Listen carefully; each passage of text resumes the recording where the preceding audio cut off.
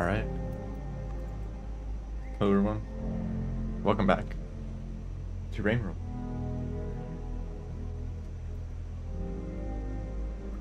Is the microphone being weird? No? Nice. Okay. So, it's been a little while.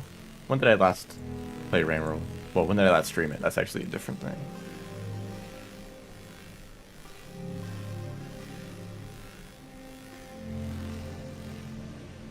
Like 2 weeks.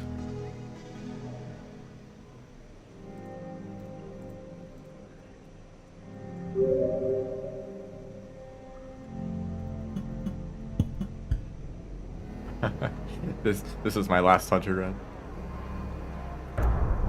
What am I doing? What am I doing? That's a great question. I don't know. I guess I'm doing the story, right? Regular story. Oh, hold up. I forgot to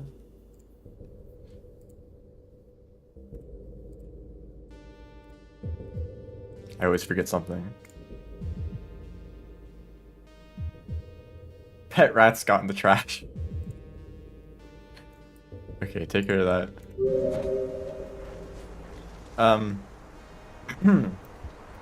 So the speedrun. Actually, no. Forget about speedruns for a second. This character is very cool, and I feel like I've been playing more, or I've been interested in playing Hunter more. Just because they're very like average character, you know. They don't have any crazy abilities. They don't have any crazy downsides. Other than just creatures are difficult.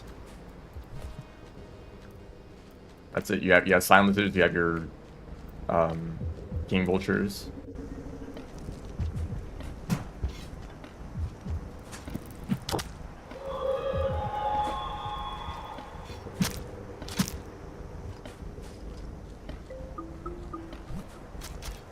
So I'm gonna follow the route, but I'm not going to.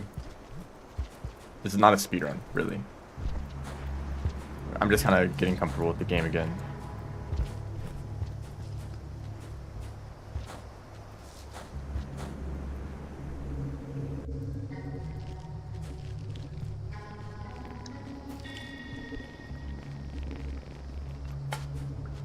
But something that I like about this run is that you have a vulture mask for so long.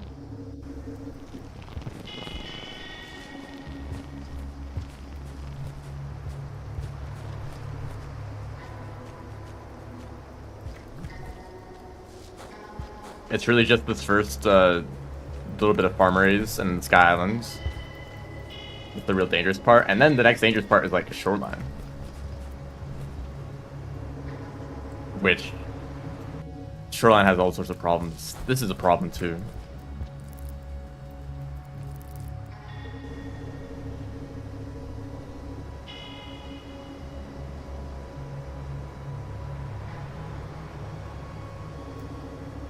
Something that I'm thinking of trying out.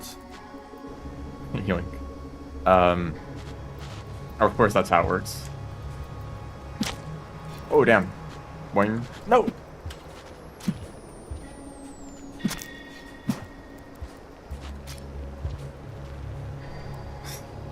So something that I want to try is kind of work on a new playstyle. Back when I did more speedruns, I took a lot of risks. And taking risks is the best way to get, or it can potentially lead to the fastest times. Because you're, you know, if there's a creature in your way, you could spend like 20 seconds dealing with them, or you could just run past. And if you get lucky, you might be able to get past that creature totally fine and not really lose any time at all. Or you die to it. And you roll those dice every time you encounter a creature. Especially depending on the environment, if it lets you kind of get around them easily, or if it's just like a single like tunnel and you don't really have an option.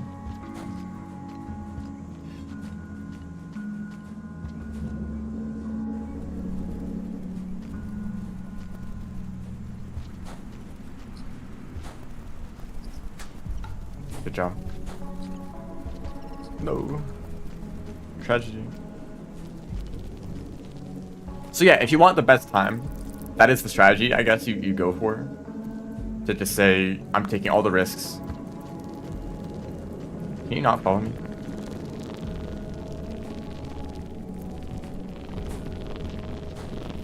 And eventually, with enough attempts, you will finish a run that is quite fast. But that last part is what I actually struggle with more.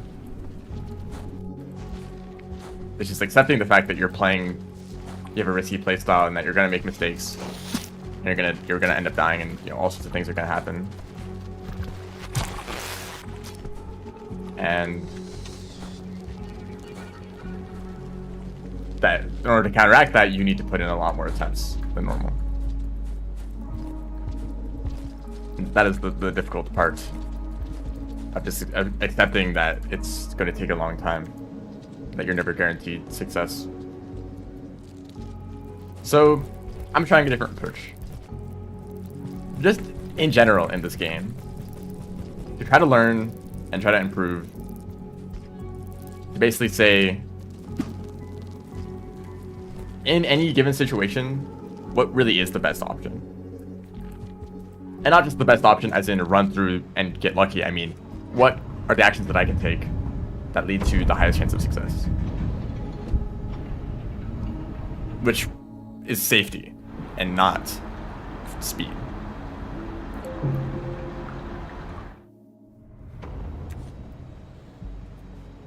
That is something I want to try. So I'm playing Hunter. Hunter story is about an hour long. It's quite dangerous, but also like kind of safe compared to some other like difficult speedruns. There's some really dangerous parts and there's some really safe parts. But in every safe part, there's still threats you have to look out for. Scavengers and vultures and dropwigs are always dangerous. Death pits.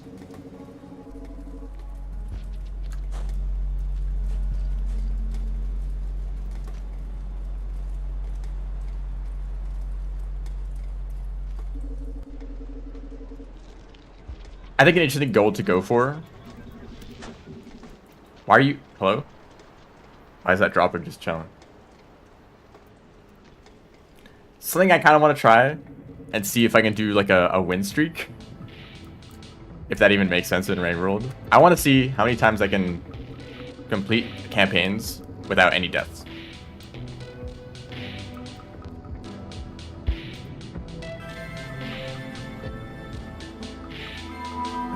So if I could do like 3 runs today with no deaths, that'd be great. That's probably not going to happen, but that's what I'm going to try to do.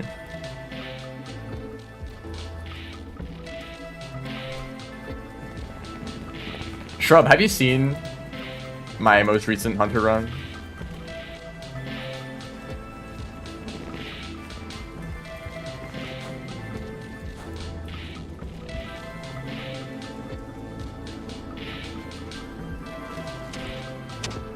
Time submitted.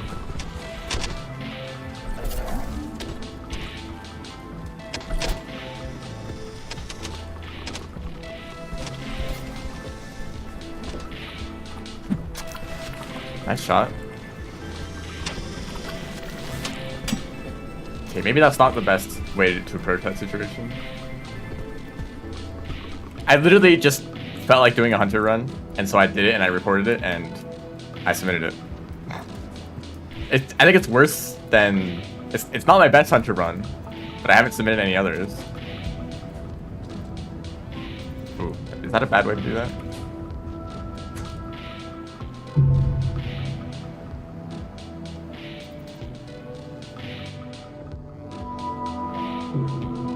Well, it's off to a great start.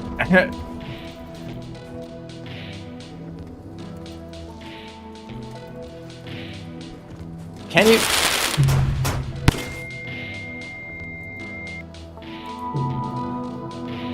Can you make that jump just by doing a charge pounce with a throw boost? Because I was worried that since I'm holding a vulture grub, that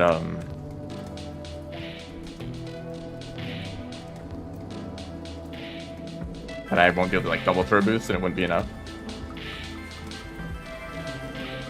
I really hate the roll pounce because it's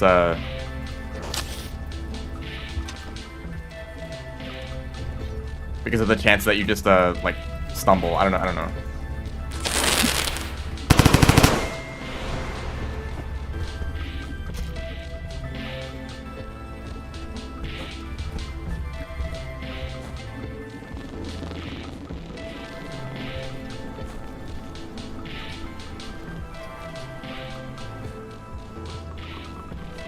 There's probably some like place you can start the roll where it never breaks. Because rolling up one tile is inconsistent.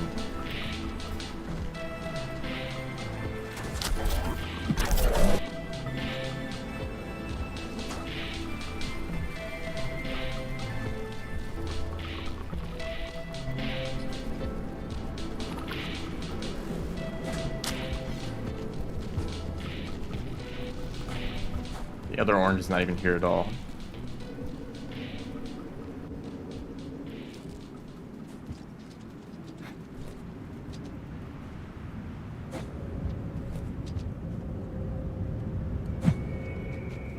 I'll probably just do that.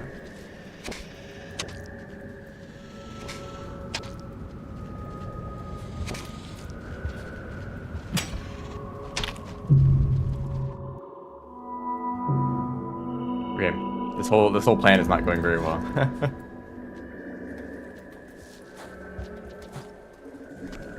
I guess I should do an E slide there, right?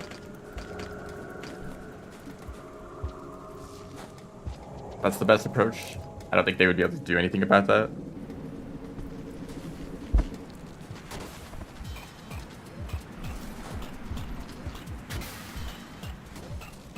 Nice jump.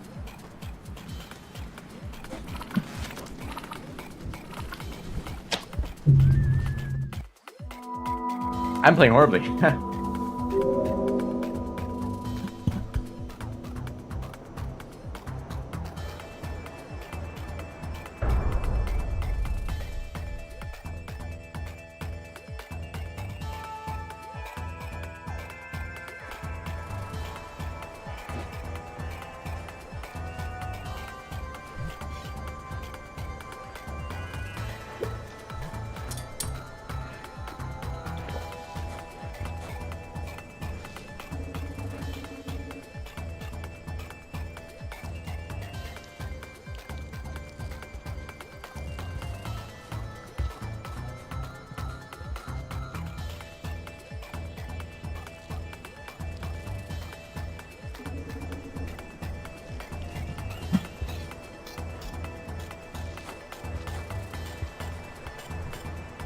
Dude, what is up with Centipede RNG? Why is that a feature?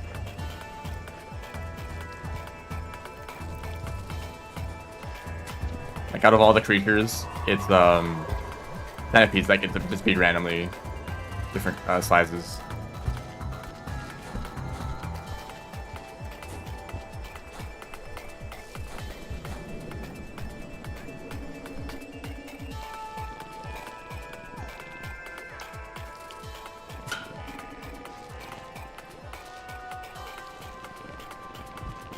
Everything else is quite consistent.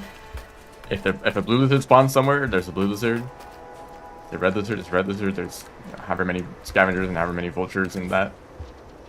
Centipedes, they can be whatever they want. Really. You want like 5 overgrown centipedes? Sure. Here you go. You want like 2 small ones? Have that too.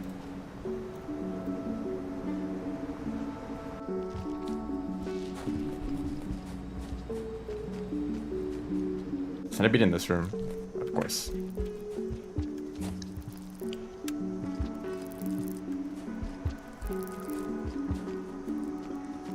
Okay.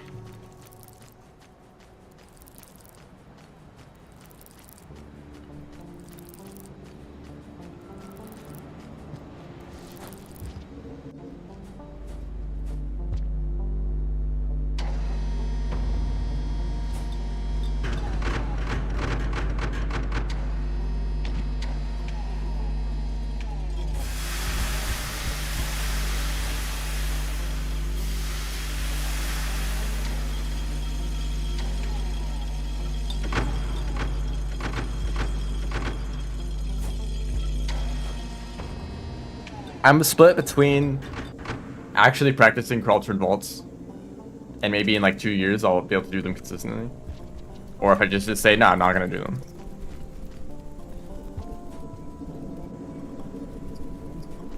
So if I ever want to like play Rain Meadow, you know, it's like a necessity for some reason. Like half of the regions you can only, well, that's an exaggeration. A handful of places you can only access with crawl turn vaults, or maybe very precise wall passes. And so many people know how to do crawl turn vaults, and apparently know how to learn them to do them pretty easily.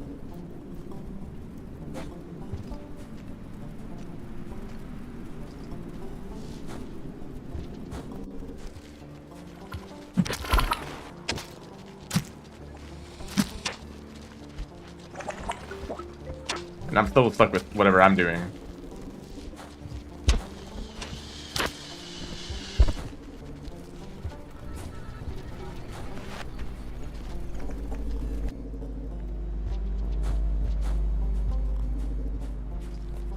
Egg bug.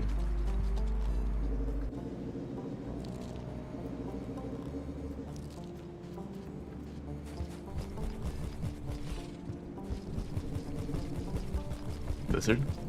Or is that lizard?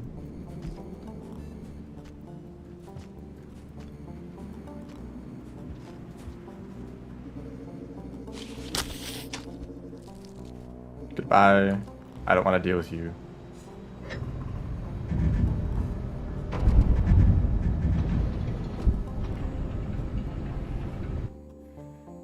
Hitting spear master without spears.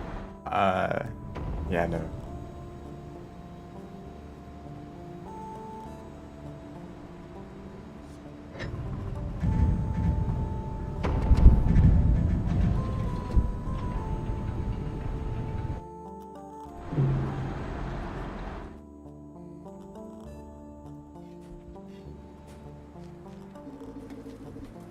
I could probably learn the movement in this area because you're starving. So if you do too much, if you do too many actions, you stun yourself. But you also want to do more actions to go faster, right? So that there's like a perfect balance of where and when you can do certain actions. I'm kind of like playing it safe with what I do. Like I could do like a few fast wall climbs here, but would that stun me? It'd be really bad if that happens, so I don't do it.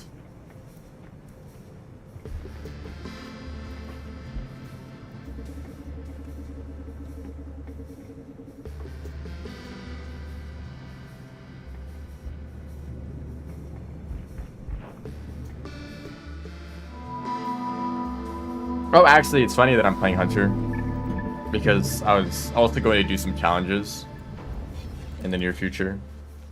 Rain World server challenges. And most of the challenges that I have next on the list are Hunter challenges. Like a pacifist run, a score run, kill like every type of creature. I guess it makes sense because I'm doing them ranked by difficulty.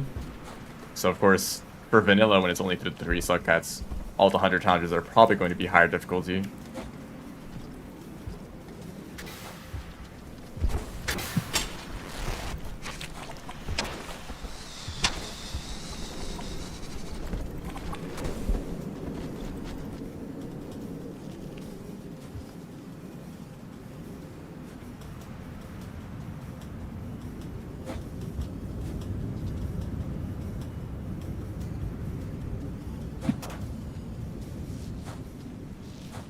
Also, mouth spears is still a mechanic I don't understand. It seems it seems simple. We're like, oh, if a spear is moving downwards, it can hit a lizard. Okay, and then you try and it doesn't work because there's more to it. Like a lizard's mouth has to be open, but it doesn't exactly match the visual, or maybe it does. Who really knows how it works? I mean, some people do. Some people are quite good at it. I would like to understand it better.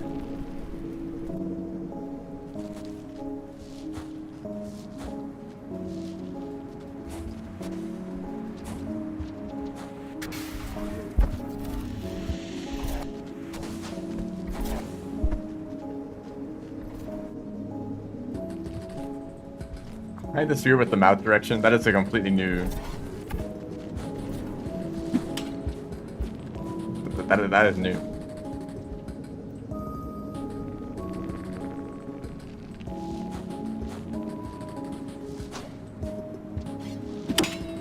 Okay, never doing any AI jump again.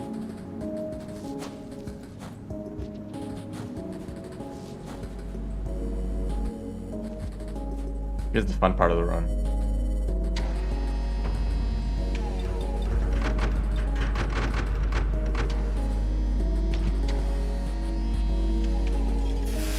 The heck?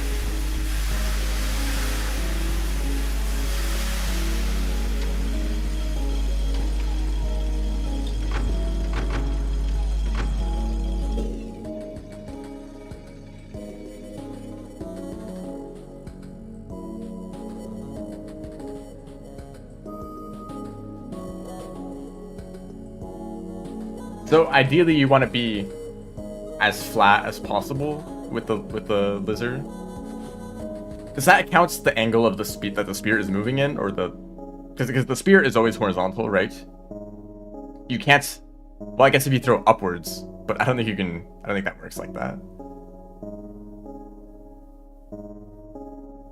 Or downwards. I think it's only horizontal throws that work, right?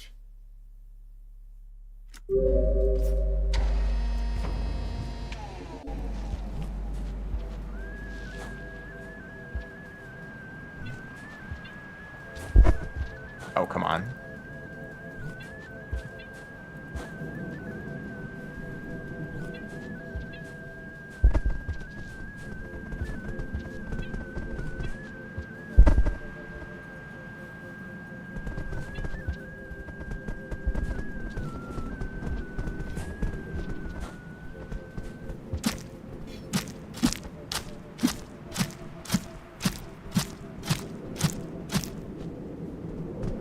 So would you be able to mouth spear if a lizard is climbing up a pole and you down spear them?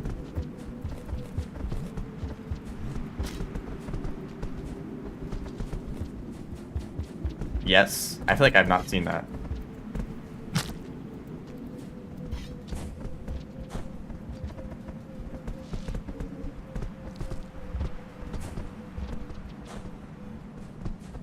But the spear has to be moving down, so you can't up throw.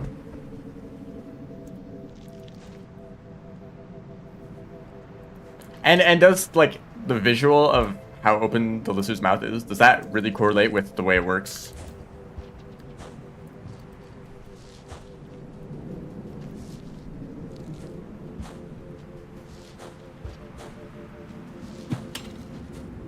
Not sure.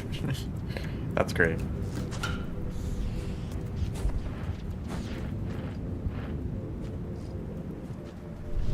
I got lucky there.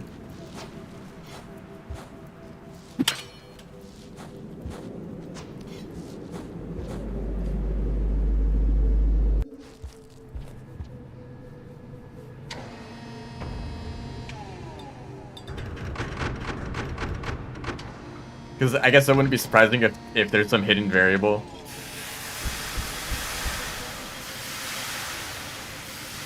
That is, like, based on what state the lizard is in. Because also for, like, red lizards, if you can, like, you can mount spear a red lizard 3 times, but then you can't do a 4th one, or is it like 2 times you can't do a 3rd one? I forget.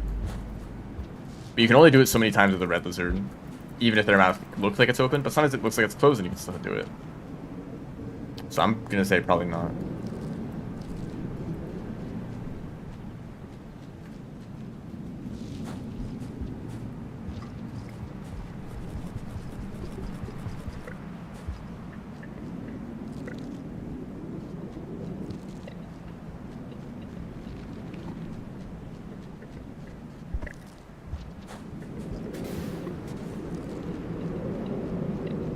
SCP land.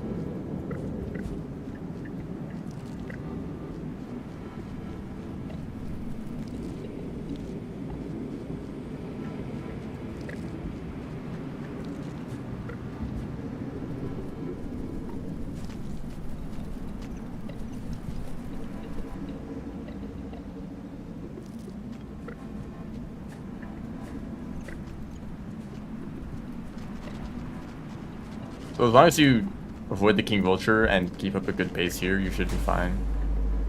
Especially with a King Vulture mask.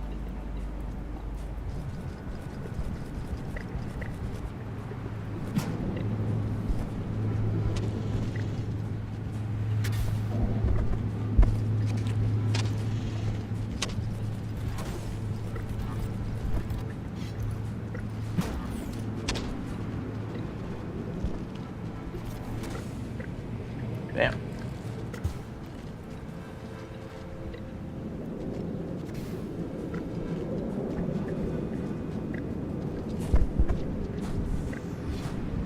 Scare the lizard? That's a funny idea.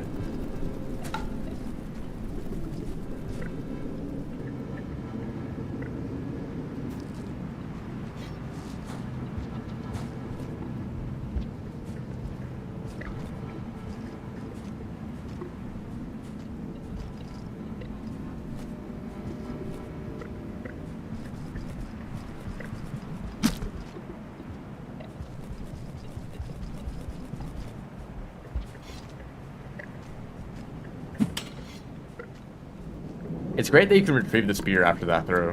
Or a rock, either one works. Please don't get in the way.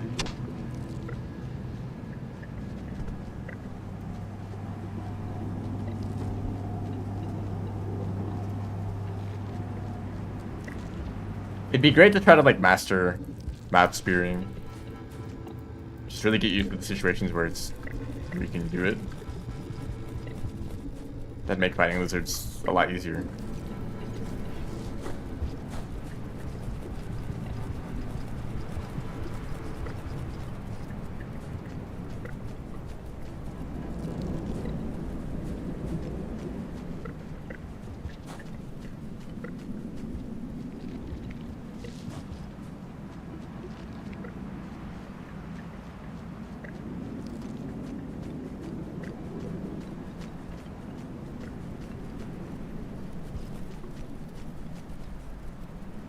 Yeah, don't do that.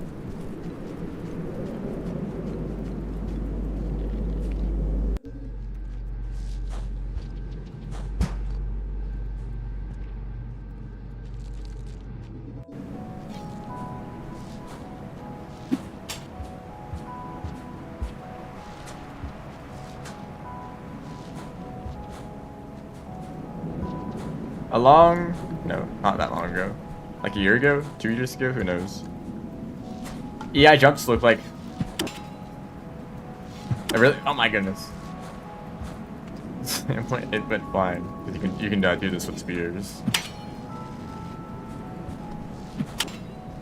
Wow. EI jumps look really cool to me. I'm looking back at the inputs actually. What am I doing wrong?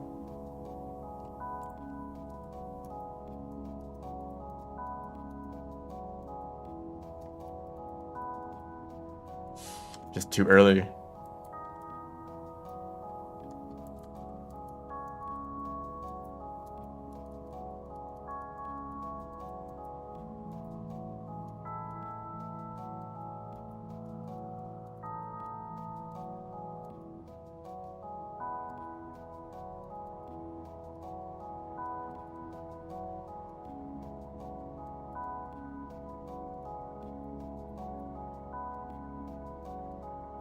There might be missing frames. Because I guess if I was streaming at a higher frame rate, I could see what exactly was going on. Hello.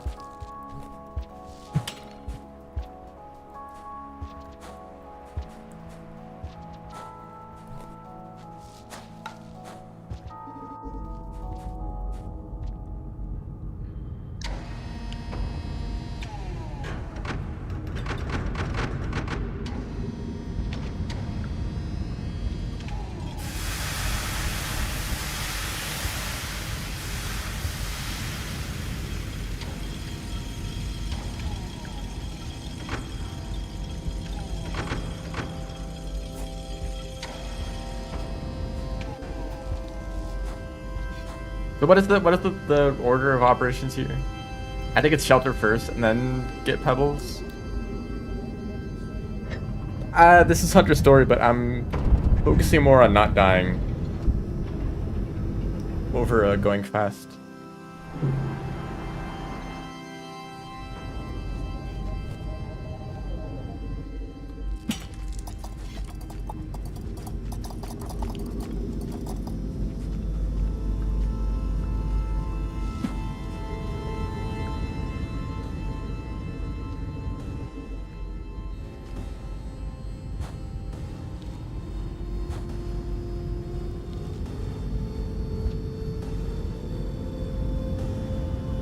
I mean, right now we're just taking care of all of this stuff.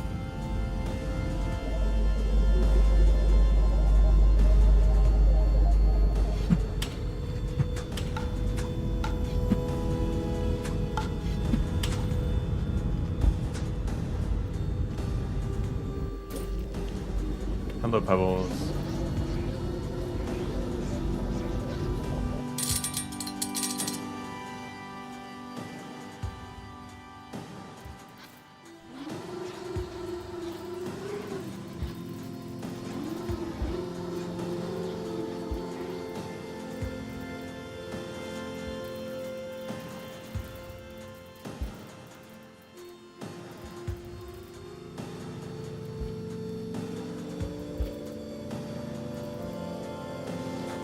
Oops, no!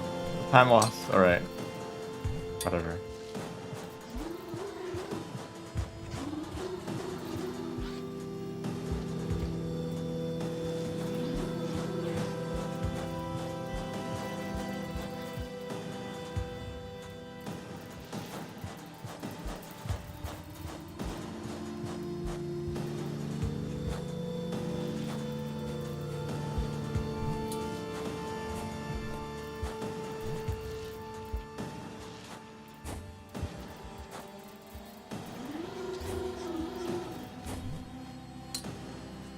Meanwhile, Hunter is just schmoovin'.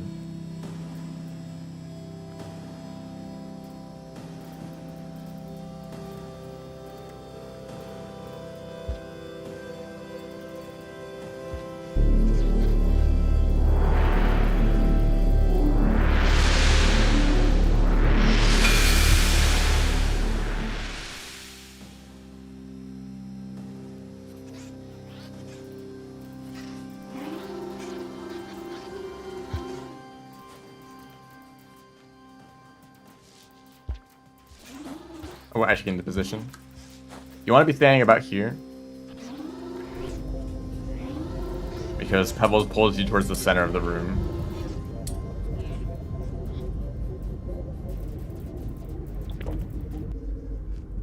So you kind of want to be on the opposite side of the pipe.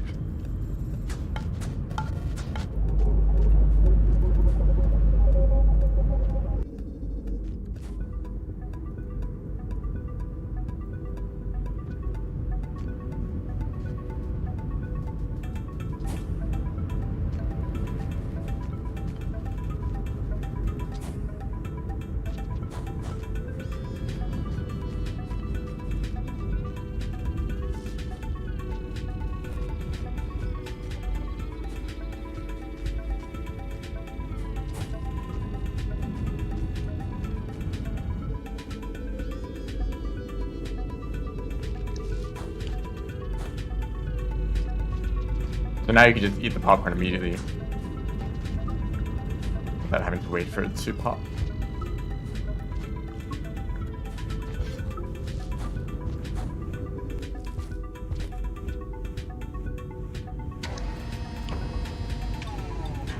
It's really funny. I feel like there's... You would think that there's opportunity for a slightly more efficient route, considering that the chimney echo is quite close. You pass by the echo like twice in the run, but you don't collect it. Like surely, like if it's right there, it's faster to get that than to than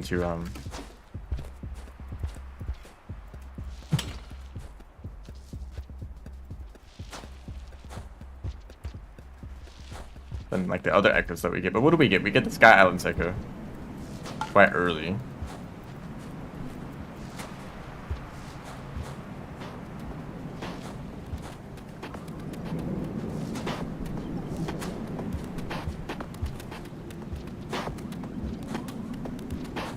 Sky Island's Wall Echo, which is right here. This one's pretty fast. Shaded Echo, and then Pebbles. Like, maybe the Shaded Echo is a bit slower. It is kind of far away from the shelter that we pick.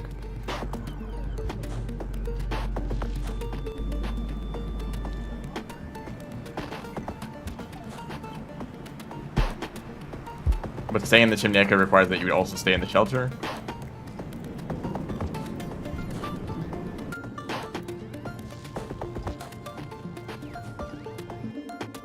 I don't know, but I assume that the people who have been running Hunter for a while have figured out the routes pretty well. So I'm not gonna mess around with it.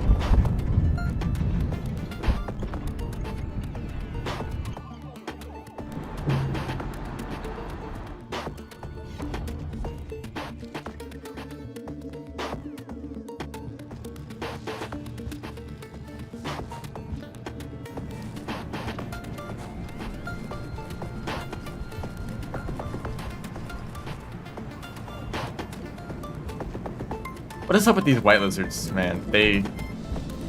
I think it's because they're scared of this room, right? They don't want to be in this room, so they go down naturally. But maybe it also means that they don't want to come out of the pipe in the first place, rather than...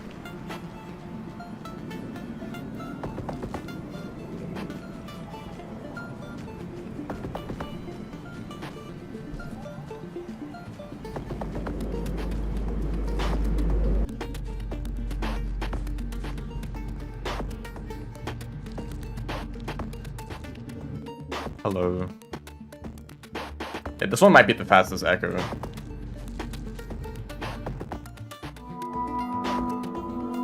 Closest den to hide in, I guess. Why are they scared of this room? I guess they just don't want white lizards to be that high in the wall.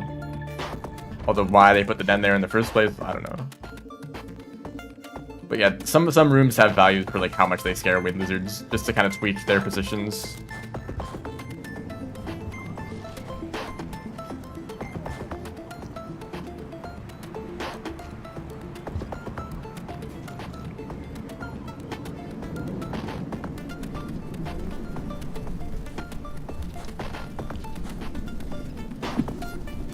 Oh well.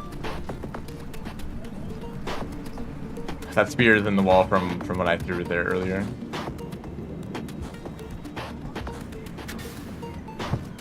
That wasn't a pounce on the previous platform, so I didn't get the lower fall damage. I don't quite understand how that works. Like if you do a slide pounce, you'll be much less likely to take fall damage than if you just fall normally.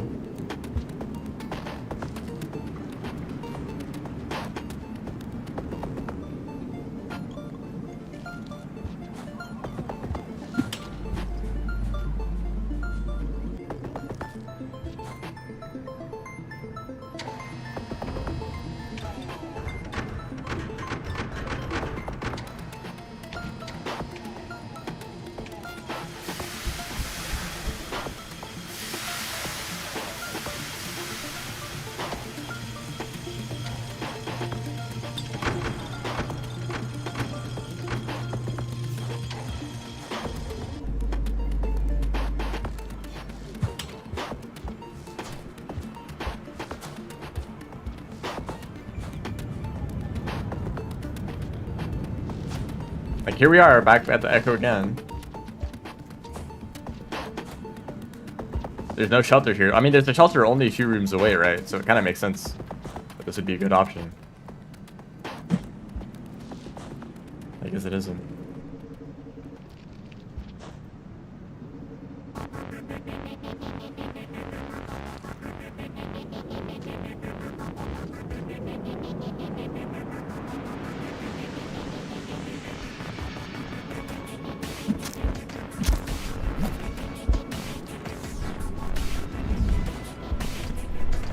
Goodness, that scavenger. They demasked the vulture. Did they demask 2 vultures? Or was that just the second mask that fell, or the same mask that fell down? Goodness.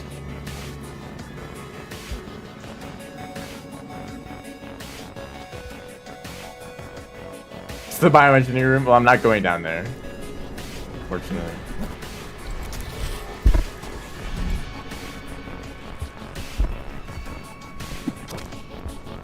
I think I might be understanding why I'm messing up EI jumps. I mean, I'm getting some of the order of the inputs wrong.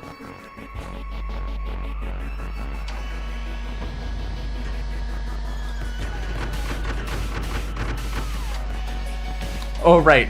The climb up to the Echo kind of takes a while. I always forget about that. And you want the Echo to be active to pass by vultures. So I'm not sure. It's probably not great as an option. And the other Echoes are pretty good too.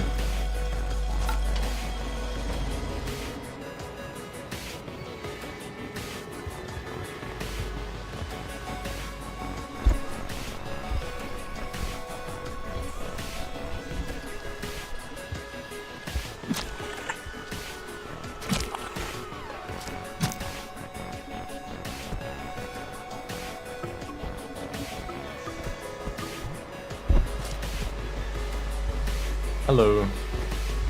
Welcome to the stream.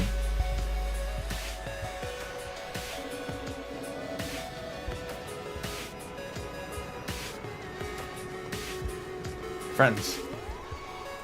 At this point, the Vulture Mask is no longer good. We're going to Shaded, which is... Oh, hold up. There's an opportunity.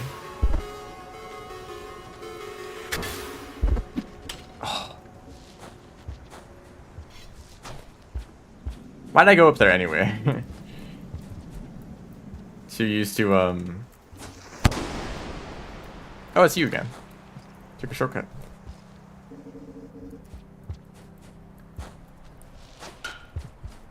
Yeah, I need to press backwards before throw.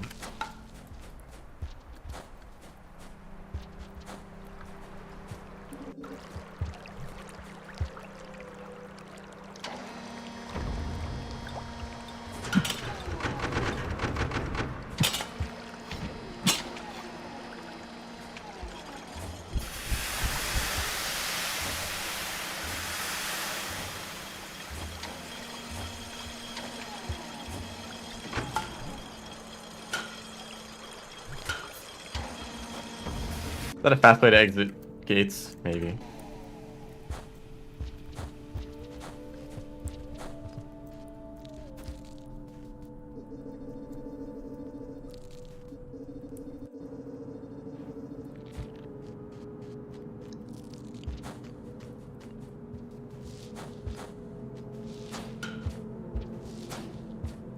Because you can do the backwards input quite early. You don't need to do it at the same time as all the other inputs, which are all like very close together. Now for the speedrun, there's a better route to take here. There's a better route than what I normally take, but it's a more dangerous route. And it's also very dark.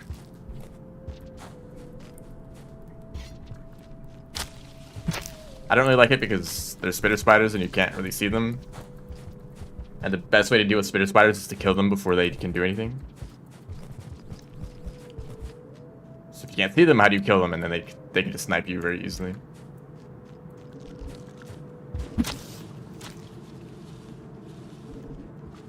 You took my speeder.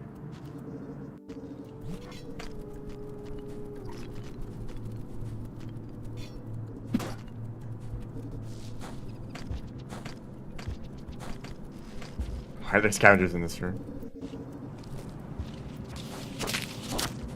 Right, there's a spitter spider somewhere in there. Did it hit me? Who knows? Maybe it did.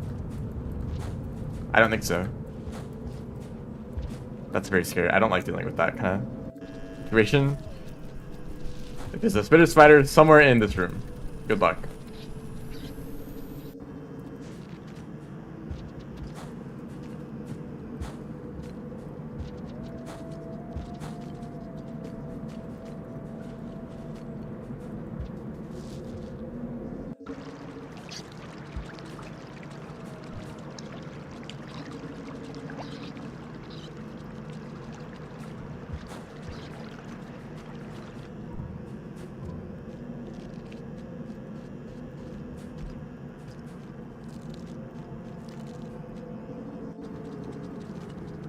I believe you stay in this shelter.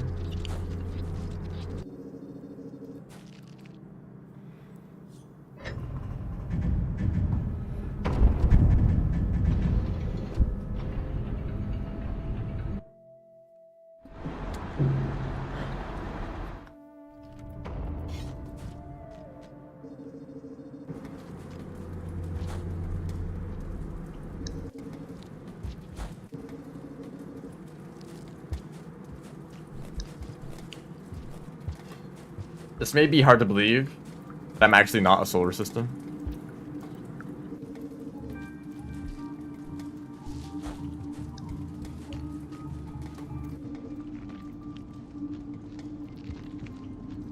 I don't think anyone is, actually.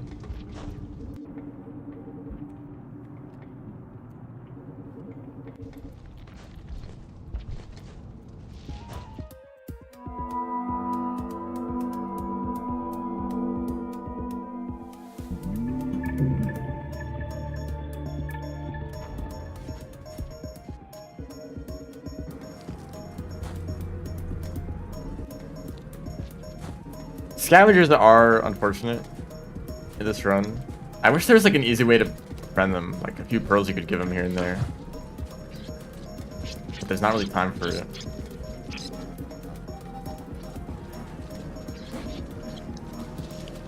Oh, I launched that mouse.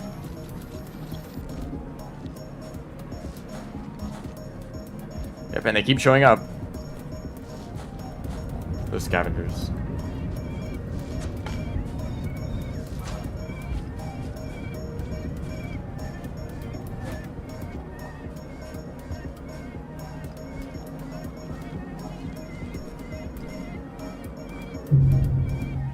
I didn't expect that.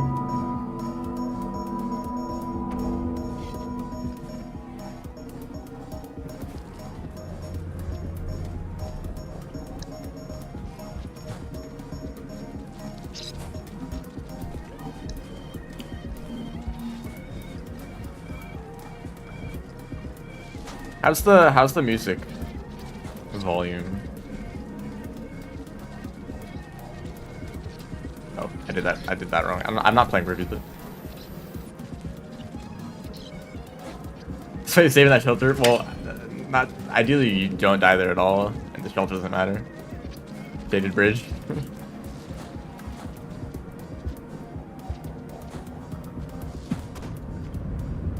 I didn't even know what happened. I just fell.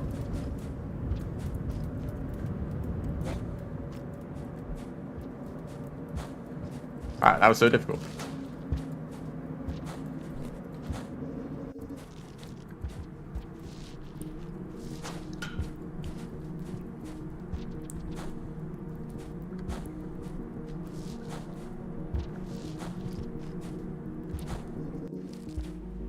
So Shoreline is one of the worst parts of the run. Because the Leviathans can kind of ruin everything. There's one kelp that's really annoying.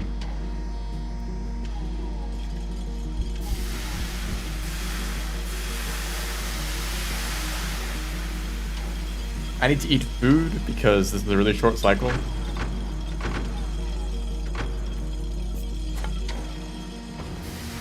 Maybe popcorn. I think that'd just be the easiest.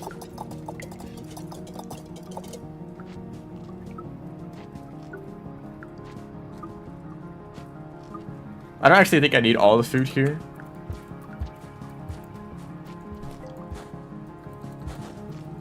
Good job.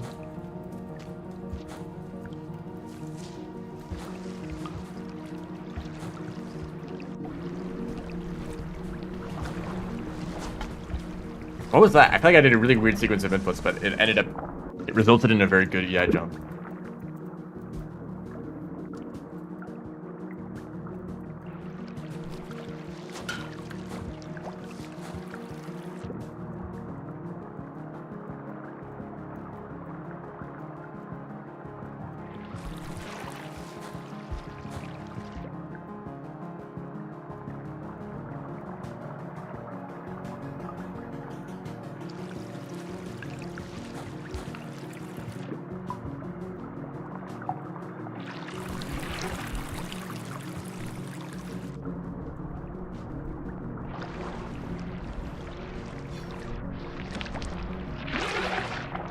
There we go.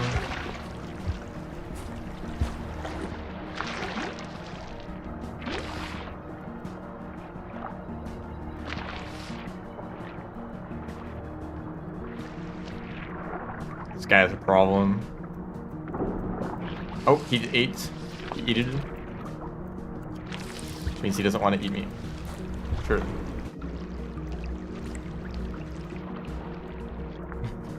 There is the challenge that I will be attending somewhat soon. The pacifist challenge. Of just not killing anything. I want to do that. It sounds interesting.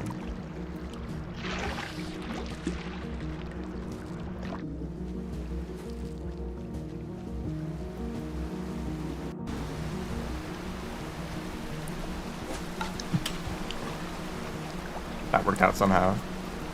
These guys, they keep showing up.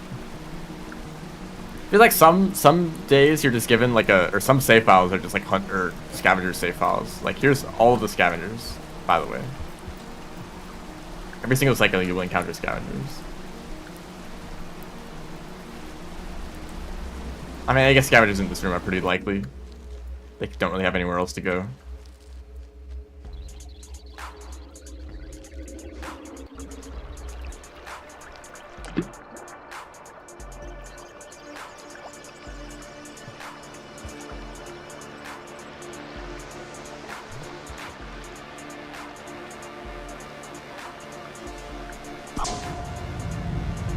Apparently you have to watch the neuron there or else it doesn't actually activate. Kind of funny. That's why we don't leave the room immediately. Don't we throw the neuron? But we don't have any other reason to stay there. Kind of, unfortunately. Goodbye, Moon. Good luck.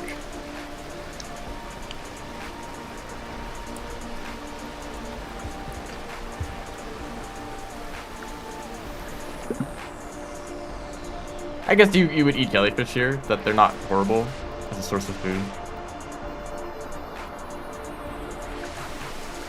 And you only need 3 pips, I think.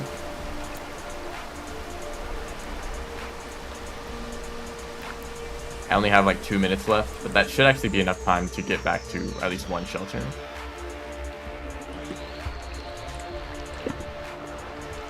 Where is this jetfish going?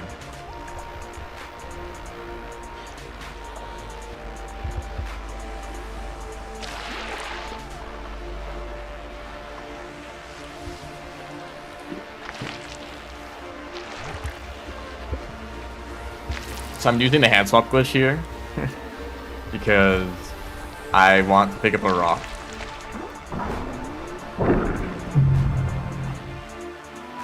Okay, a rock won't matter. A rock isn't that. Man, I shouldn't have done. Why did I just jump into the water?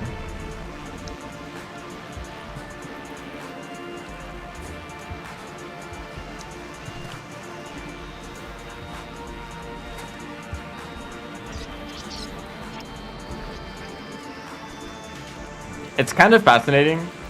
There's so many ways to die in this game that when you think of like doing... Third boost actually makes that jump worse. When you think of just doing a run, it's hard to think of how you would die. Like, oh, just be careful, you know? Just be careful, avoid the lizards, avoid like bad situations. How are you gonna die there? You're just careful and you avoid the obvious ones. And then the not obvious ones are what end up killing you. Although that should have been obvious, really. Just don't jump into a Leviathan's mouth. Pretty easy to do, right?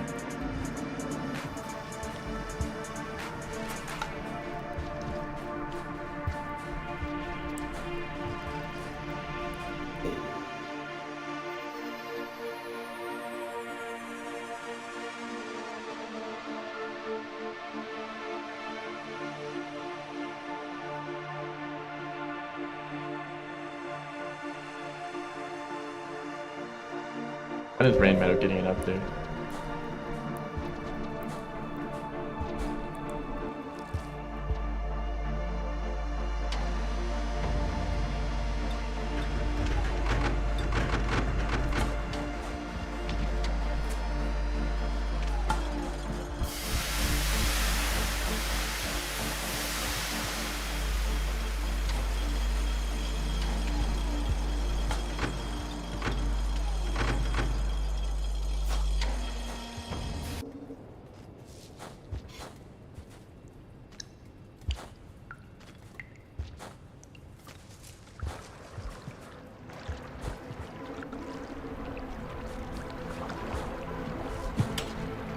You don't want that one though. That's the baddie EI counts or whatever.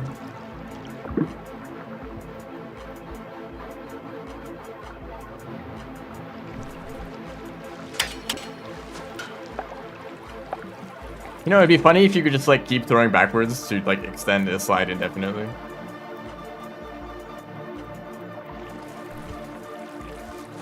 As long as you have fuel, you can just keep going.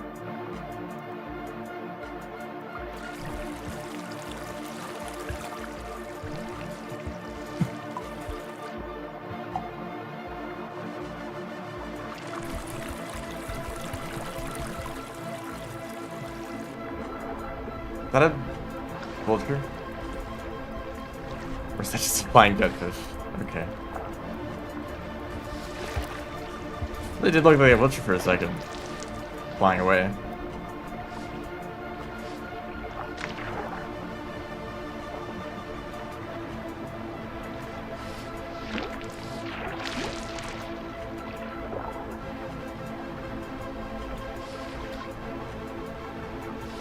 Okay, why would he do that? What was that Leviathan doing?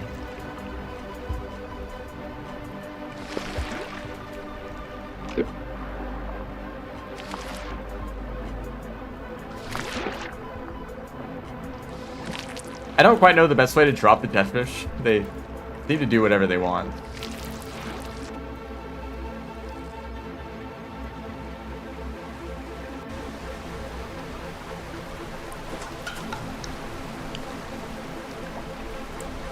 No scavengers at all. That's surprising.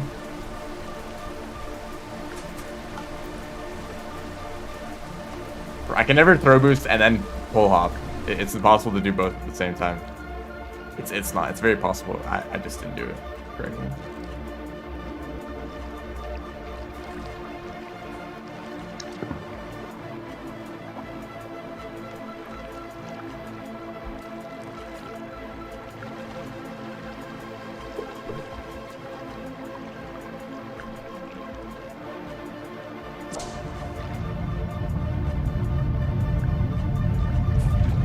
I did have turn storage. I thought I got turn storage earlier.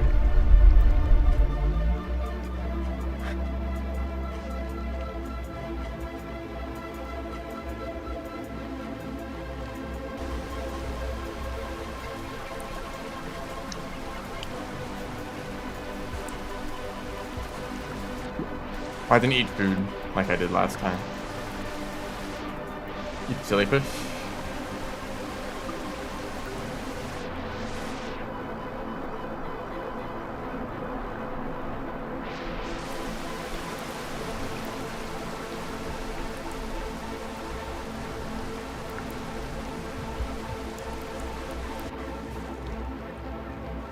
Okay, so this time,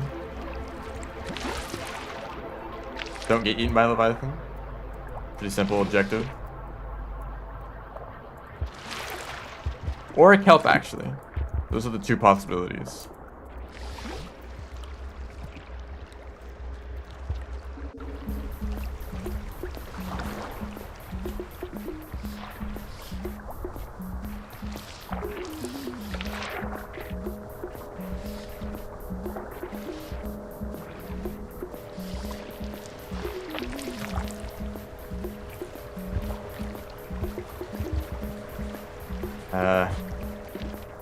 So the problem is that up here is a kelp.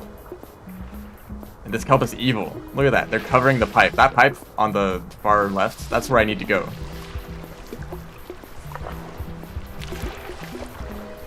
Oh, distracted. Was that a setup? That jump perfectly lined up with the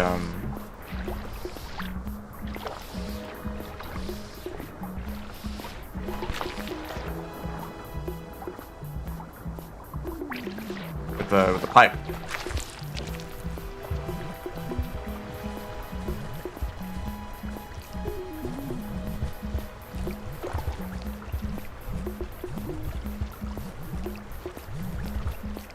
Why can I not do this?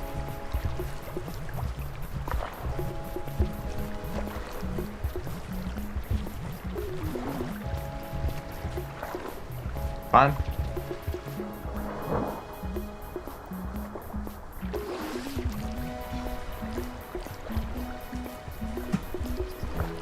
Actually, I don't think you keep the jetfish at this point. I realized. It still looked that there were no spears over there, but I didn't need to hold on to them. Also, so many Leviathans. Crunch.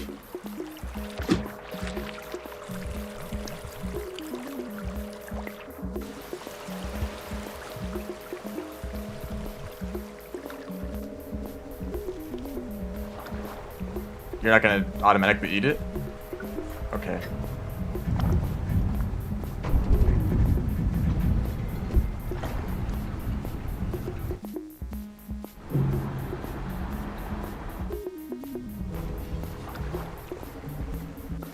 Okay, this is the worst cycle in the whole run. Especially since I sheltered here and not in Subterranean. It is actually possible to do this entire last segment in one cycle. From Shaded, I think, you can get to Moon and then all the way to Filtration.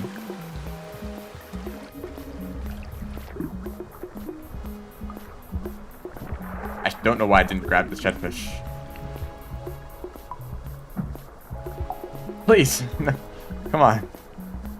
Because I threw a spear at you? I didn't mean to. I was just emptying my hands.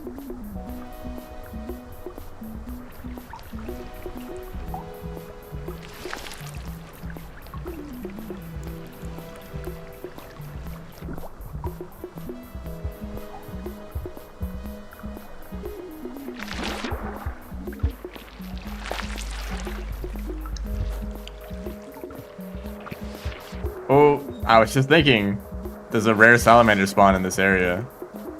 And of course I get it.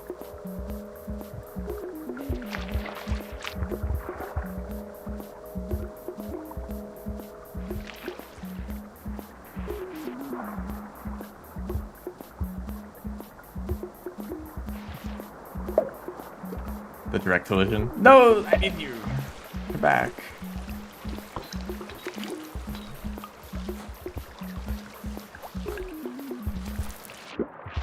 Thank you. Don't run into snails with a jetfish.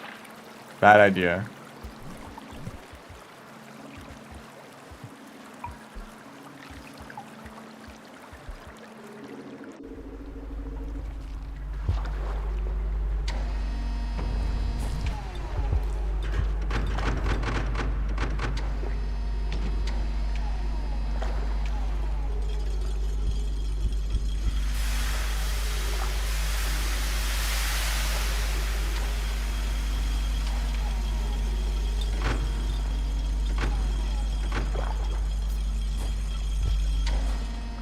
Kind of crazy you can make that jump. That's that pull up there. Hydrophic, are you gonna set yourself up in the worst spot possible? Also, this is the shelter that you would like to stay in. Yeah.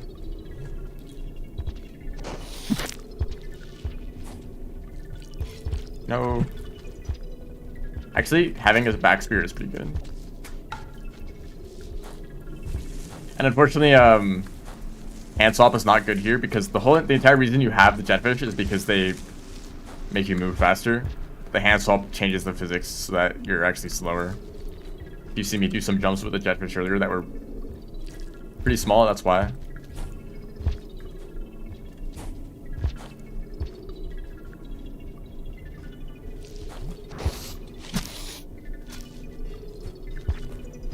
And I'm sure that I could probably have dealt with that drawback just by jumping past it. Like that. But they jump too.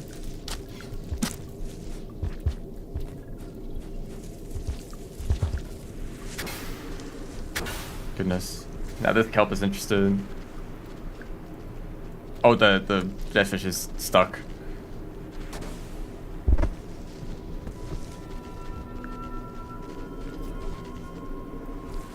No, don't fall down there. Stop doing that.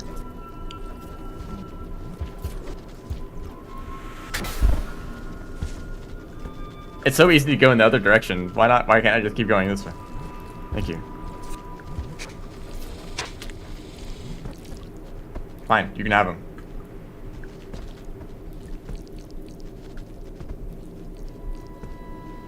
Did they fuse together? What happened to that jetfish?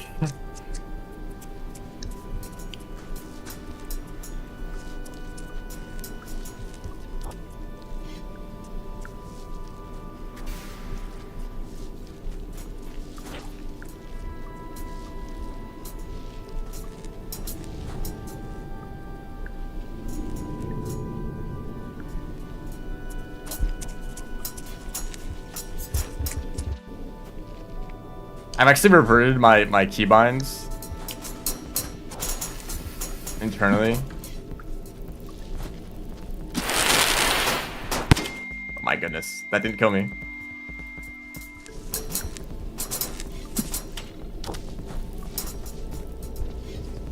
Because I used to use M as my map button, and I switched it to A.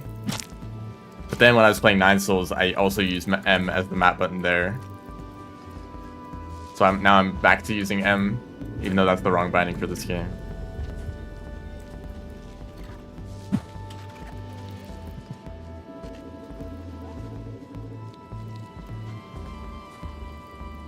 Unfortunately, you can't parry in Rain World, and even when you try to do it, it doesn't work half the time.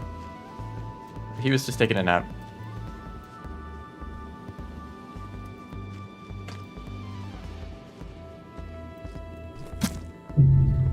Oh, of course.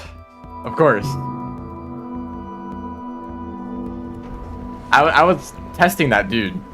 He was just like dancing on that pipe, and I'm like, oh, I'll try to approach them and see if they like raise their spear. And if they didn't raise the spear, I thought they were fine. I should probably just kill the scavengers, shouldn't I? I don't think you really encounter enough scavengers for them to want to like set up a kill squad.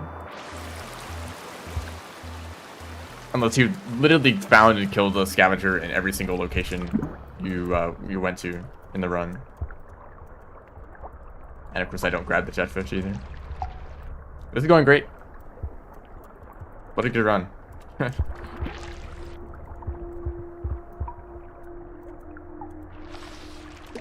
Yeah, I mean it's more like a stun, really. Not quite a parry. Other than it deflects projectiles. But that's like so difficult.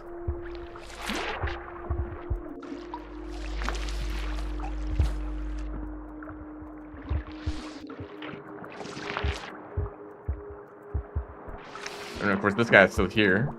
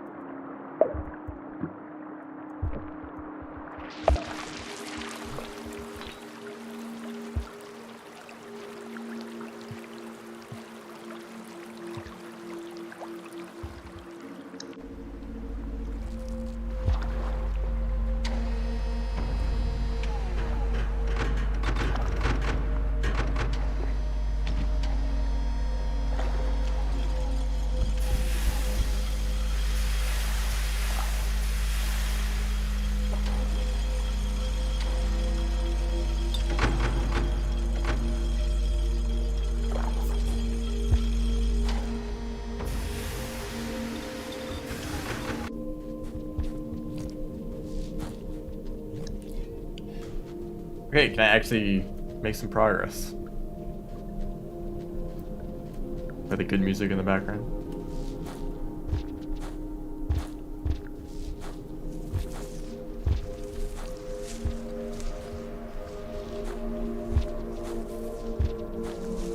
Oh, there we go. That's how you do it. I was chaining them wrong. There's a much bigger difference between normal rolls and fast rolls with a jetfish.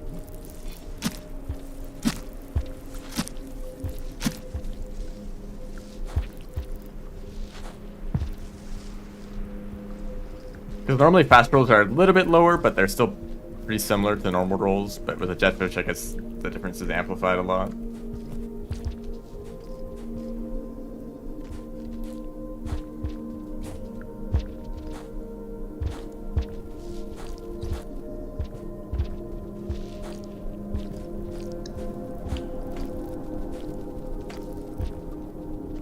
Oh, did you see the dropping? Yeah, come here. Closer. Idiot. He's still alive, of course, and he wants to kill me.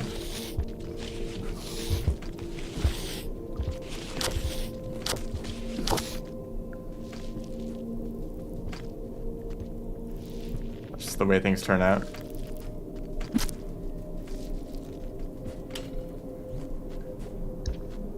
Hey, Kelp. You want a lantern? You missed.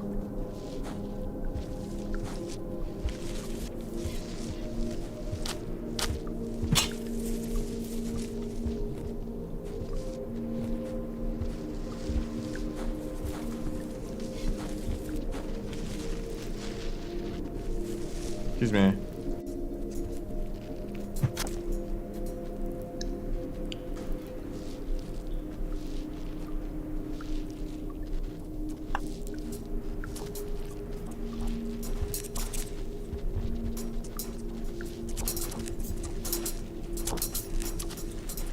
There's some chaos happening down below. Hey guys. If you want to move ever, that'd be great. We has a centipede. That's actually great. I really didn't want to deal with that centipede myself. These guys are conversing.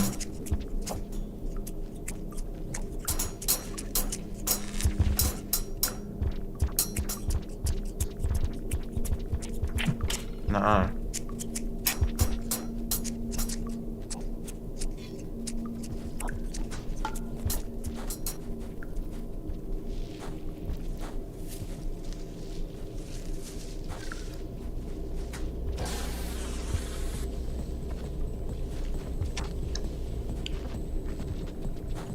You're not dead.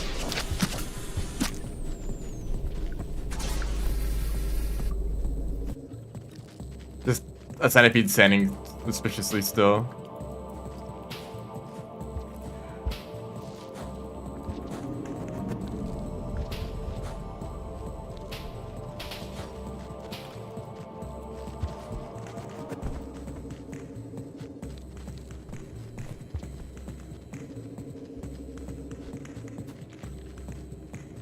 Here we are again.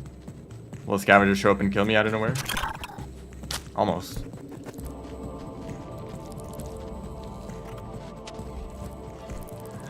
There's a centipede somewhere in this room, but I can't see. Oh, it's up there. The mole lizard has one.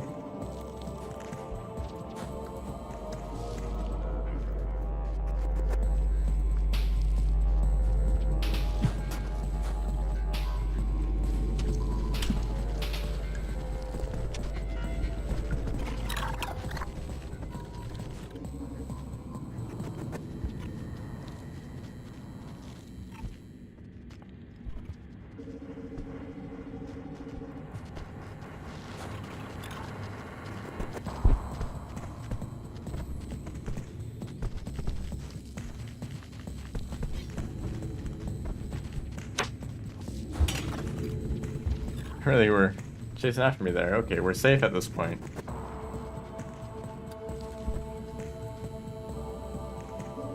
This wouldn't even been a bad run if I didn't die. And not dying was supposed to be the priority.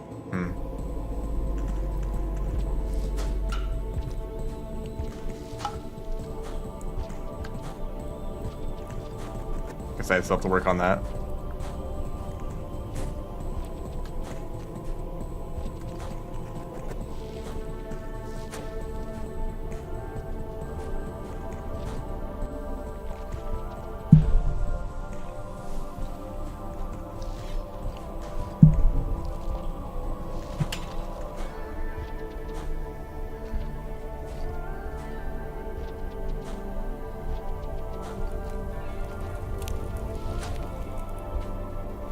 I really don't like that EI jump. It always lands on the slope and it just kills all of your speed instantly.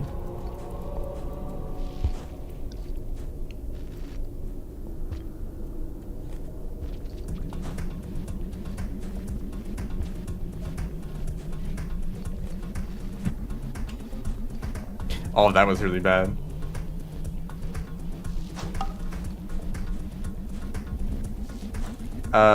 Yeah. 5 pebbles doesn't give you max karma, so you're relying on the echoes instead. you need to get 3 echoes, or either 4 echoes or 3 echoes plus pebbles.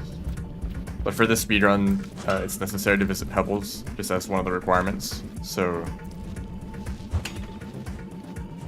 it means you get 3 echoes throughout the run,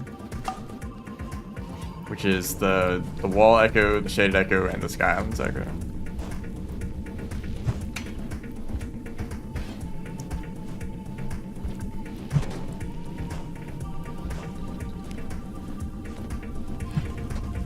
See if I can do this correctly. Nope.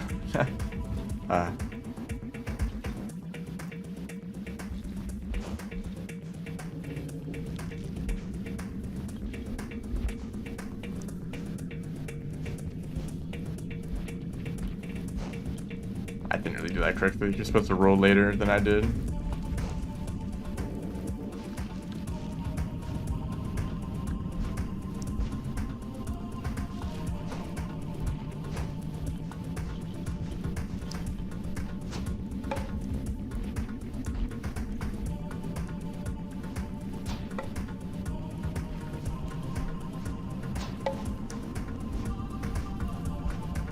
This is such fitting music. Yeah, there's ways to skip the Guardians. Those are pretty much a completely different category of, those are basically the 90% runs. There's not really a... What the heck was that? Is that a wall? That didn't seem like a wall pounce. There's not really any more ways to unload the Guardians completely. That's in older versions of the game. But there are ways to get past the Guardians, like using a hazer to distract them, or just going really fast. If you do like an E slide in the right position, you can just run past the Guardians before they can, and you like get out of the bounds where they can push you around. Pro boosted vault, yeah, that whatever that was.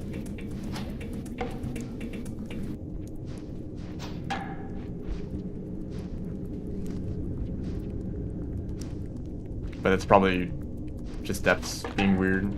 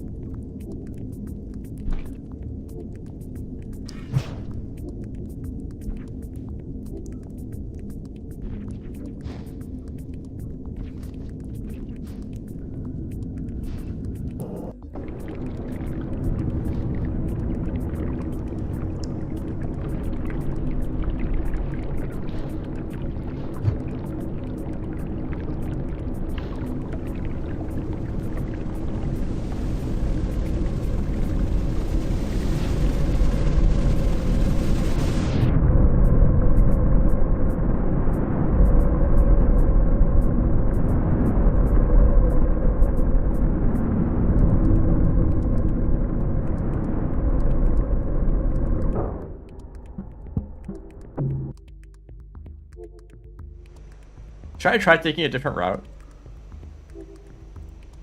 Maybe I should just do a run that isn't exactly story, but it's just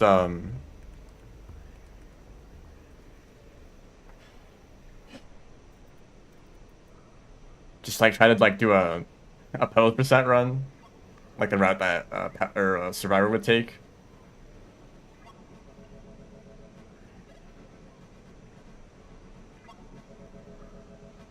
No, maybe I'll just try that.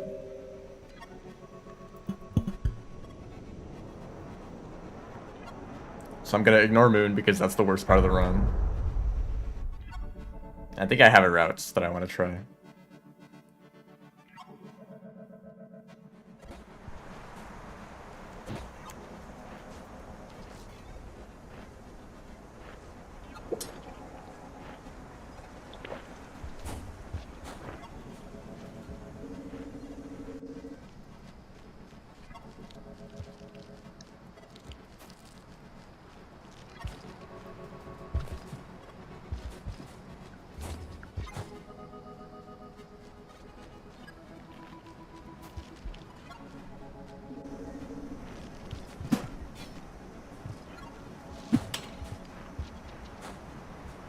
Hello, centipede?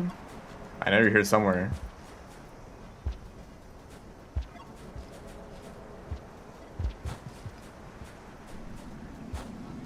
Hello? Okay then. No centipede. Noodlefly. It's actually funny the way that noodleflies move through pipes, or move through tunnels. You can kind of see the way that they like wiggle back and forth. It's very noticeable if you play as a noodlefly in Safari or in Rain Meadow.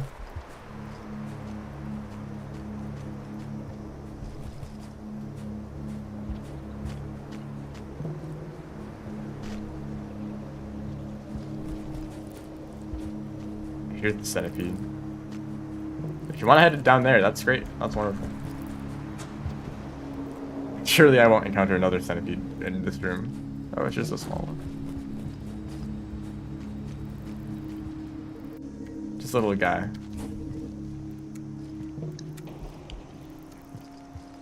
They probably would have just gotten in the way.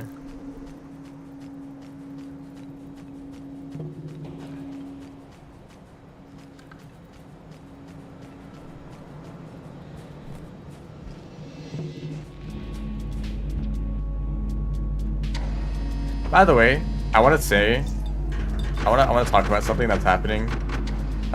You're probably familiar with the bingo events that happened recently. Well, it's still happening. I think there's still at least one game left.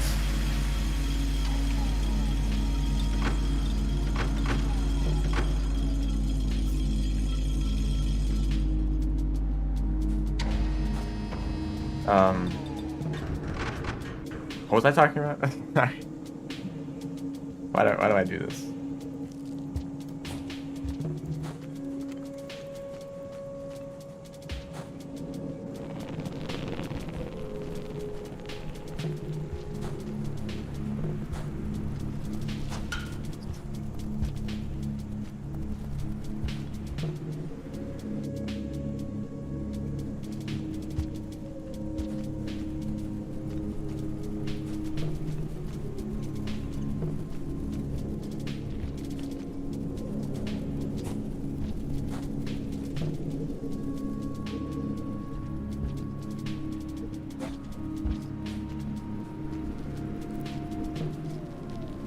So we still have to get through this area.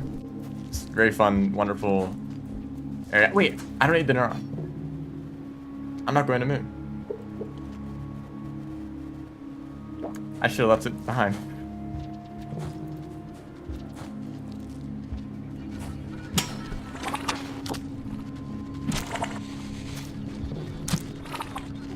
Yeah, I was going to eat something. I can eat you. How did that spear miss?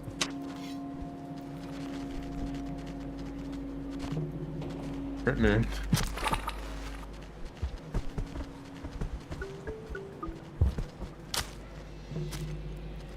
Did I really kill that orange? They're already at low health.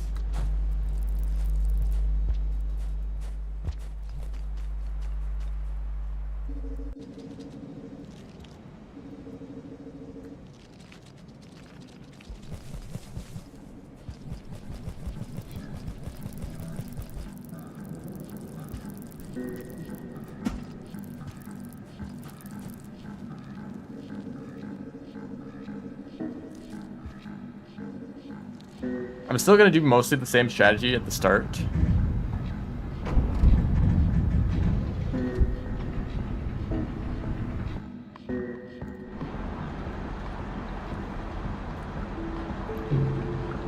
Because I still would like it to get a Vulture Mask. Do I go to Pebbles? Hold on, let me think of my options here, because... Wait, this is not the right way. Hold on, if this egg bug stays in here. Free food, hell yeah.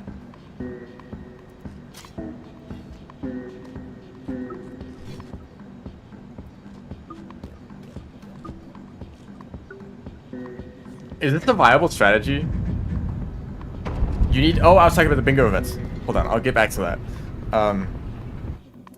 You could just like pop out of the shelter, eat the egg bug real quick, and then shelter again immediately, so that you wouldn't be starving for when you go to the echo on the next cycle.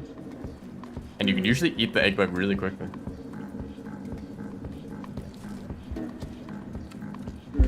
Ow. Yeah, so this bingo event, I was part of it. I'm no longer part of it.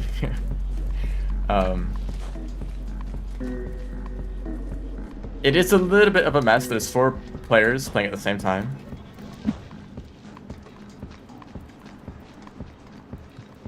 And the screens are quite small on the live stream. But anyway, they had the brilliant idea of doing another bingo event. And by they, I mean a bunch of Rain World YouTubers. So if you want to see some, Rain World YouTubers compete in another bingo event, you can maybe check that one out too. I don't know if it's announced anywhere if you're not in the Discord server already. But if you want to check the Rain World speedrunning Twitch channel, that's also happening there. Maybe they could have waited a little bit longer to do another bingo event.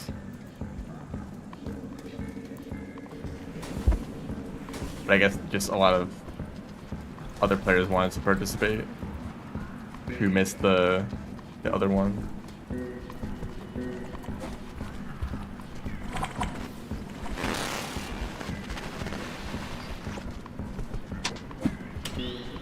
Wow. I should not be alive. That was very lucky.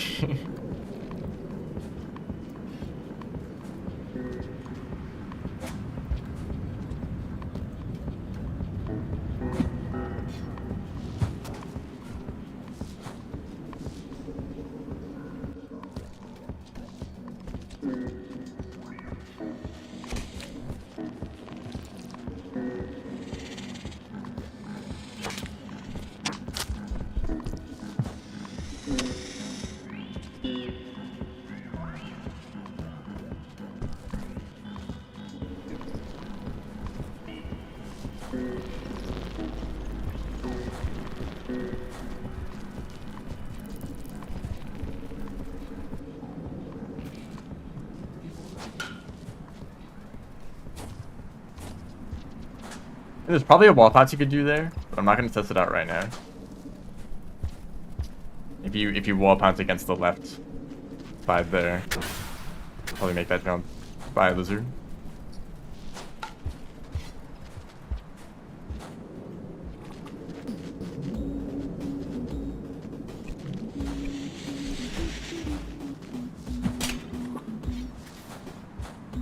Why am I no longer part because I got eliminated? My team lost.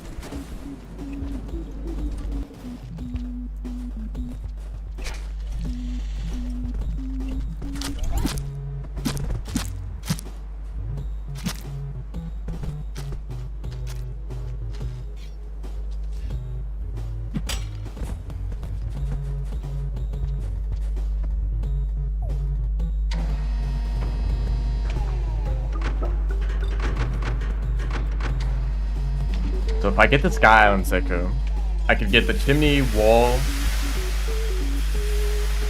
and pebbles? No, I have a different plan.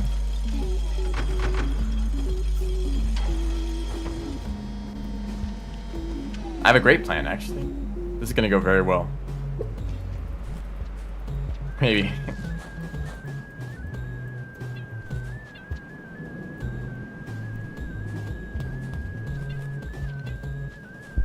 Oh, there we go. Don't fall, please.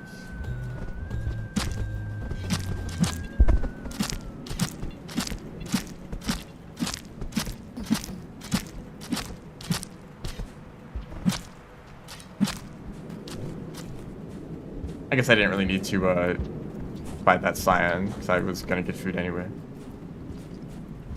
So my strategy is shelter here. And I'm going to go up the wall and get the echo so that it can be returned just to this shelter.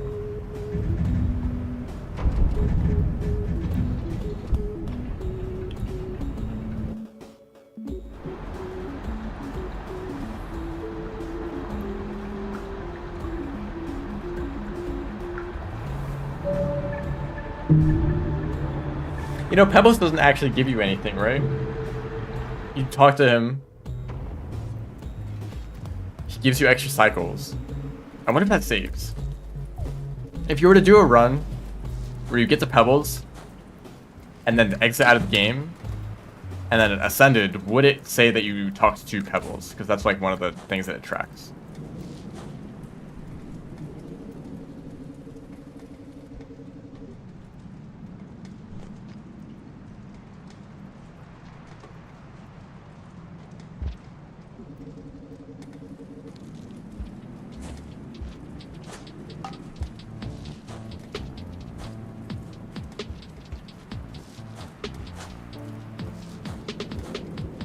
The bingo mod should be public pretty soon.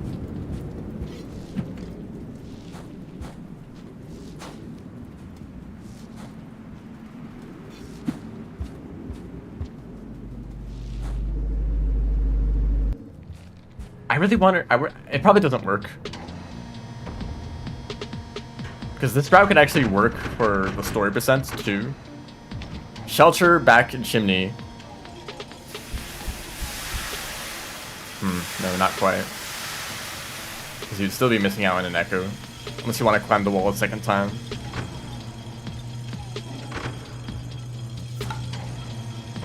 But I guess you just do the rest of it like normal, and the wall echo is the one that you'd be missing out on. If you get the chimney echo then. You wouldn't need to make the trip back down the wall either. Or across the top of the wall. But I'm just going to assume that it doesn't work. To like, that it doesn't save that you talk to Pebbles if you exit out of the game. Even though that is how it works in like Survivor's campaign. That's what we do in the Pebbles percent run. We go to Pebbles, then we exit out of the game. And it saves your karma level. So you can go down to the depths immediately.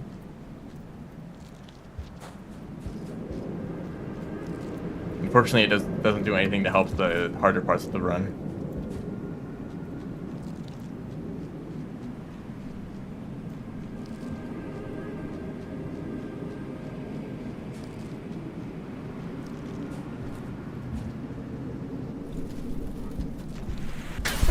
Hello.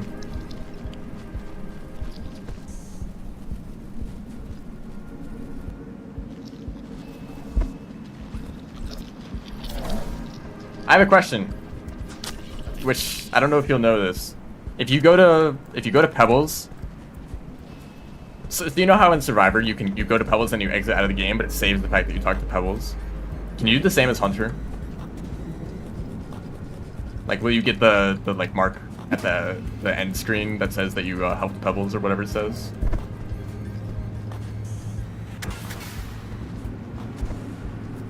My goodness.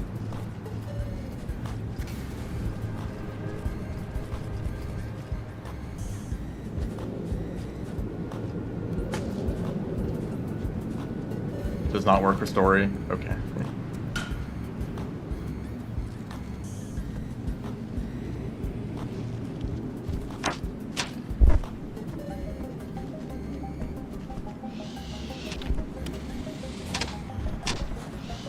Yeah, I thought that people already checked that, most likely. This is not a story percent run. This is a route that I just made up right now. Because I don't want to go to Shoreline. So I'm skipping Moon. I'm just getting, I guess it's kind of a pilgrimage route, but I know that it's not efficient because the real pilgrimage goes to like Subterranean immediately. Actually, I don't remember what pilgrimage does. I assume this is not the routes though.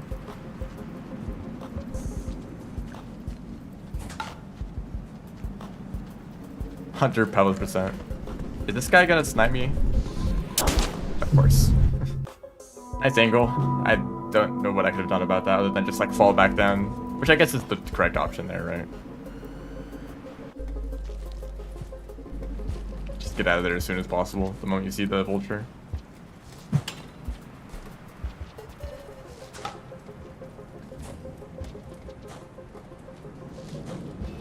What does Pebbles percent even mean though? Does it just get the Pebbles? Because it doesn't give you enough karma to ascend. Oh, hello.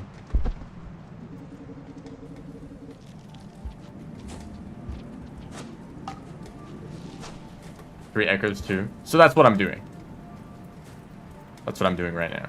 Actually, no, I'm skipping pebbles. It's close to what I'm doing. I'm getting the guy, chimney, wall, and farm raise echoes.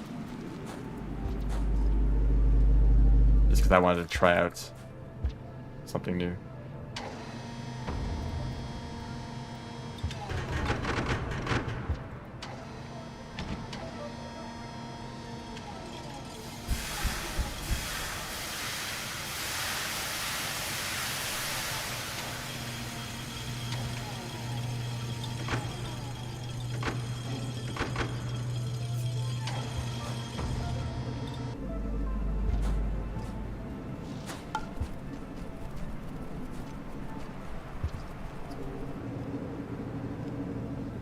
We'll just get extra mad when you're carrying a mask. I think it's just that I'm playing a hunter. Or just a King Vulture's natural state. Just pure anger.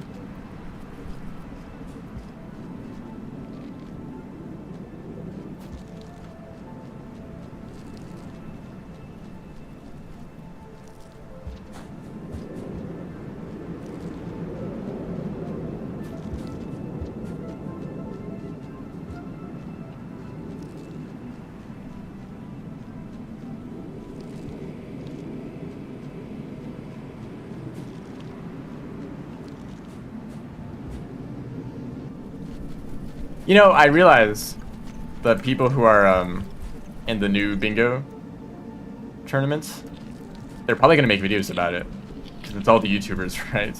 They're probably recording their POV and then they're gonna make a video about it later. At least some of them might.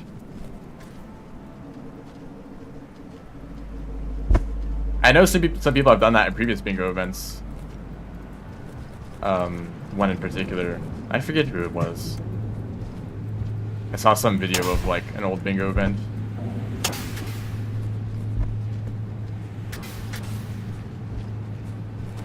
The hardest jump in the whole game. It's funny, that King Vulture was literally the only thing that could have killed me in this entire area. The lizards are not a problem at all with the King Vulture mask.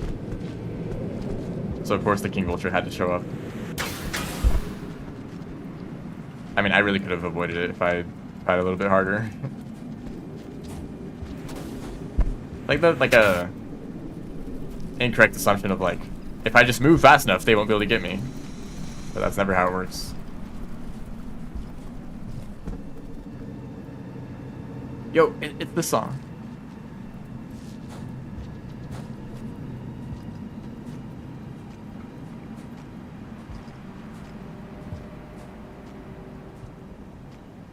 By the way, I have been appreciating games recently.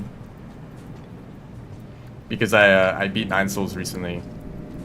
That's a very good game if you haven't played it and you are fine with a lot of dialogue and difficult combat.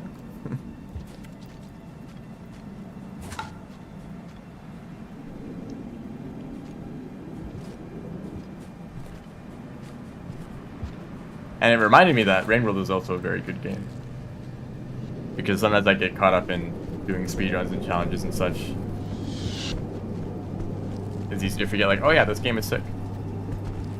And like all the things to appreciate about it.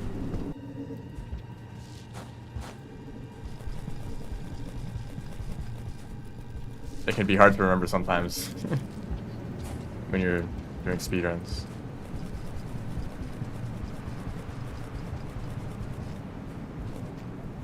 You know what's neat about Nine Souls? They have, the developers made like a Steam version of the game that you can access as like a beta that's just for speedrunning. I think it removes cutscenes, or it gives you the option to skip cutscenes, and it also brings back some glitches that were useful in speedruns that they patched out. Isn't that nice?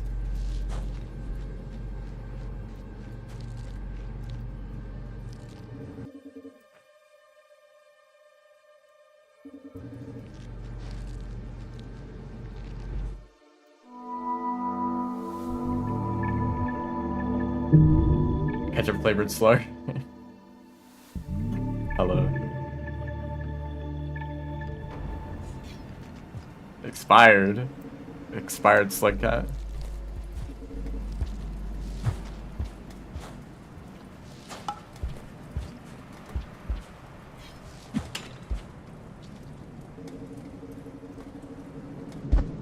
Oh my goodness. Get out of the way. He's actually stuck in the den. I thought about creature boosting for a second, but it would take too long to kill them. Someday, creature boosting, is that what it's called? Creature flinging? Yeah, creature flinging will be the meta. There's gonna be a jump that's like half of a screen tall. It's gonna save like 10 minutes if you make that jump, so it's like, oh, you got a creature fling.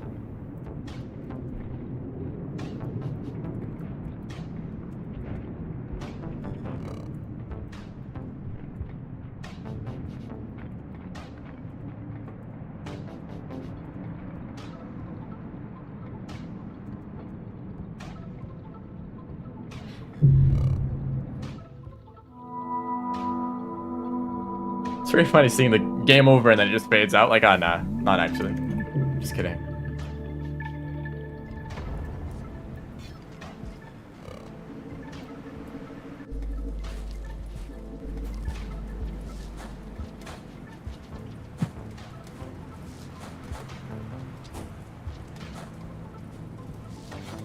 Yeah. I mean, you have to grab them. So I guess Artie could probably creature fling on any creature if they're stunned. But you just have to grab a creature. And then, jump, throw, and grab at the same time. Or like, one of those buttons is like delayed by a frame or something like that. And you get some crazy height and speed. Like you can do a slide pounce and creature fling at the same time, and it like adds the speed together.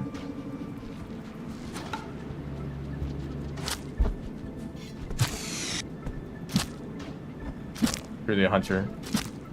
True, I just hunted this lizard.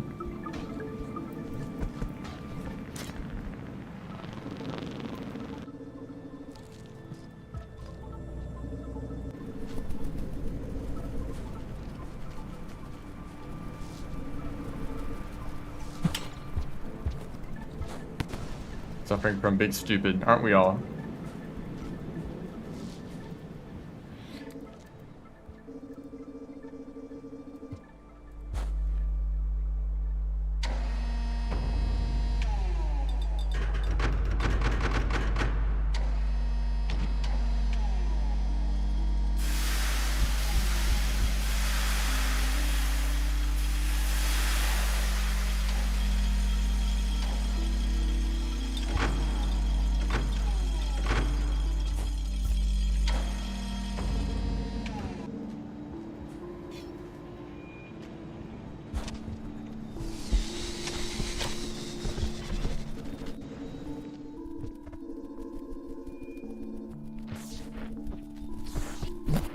Nope.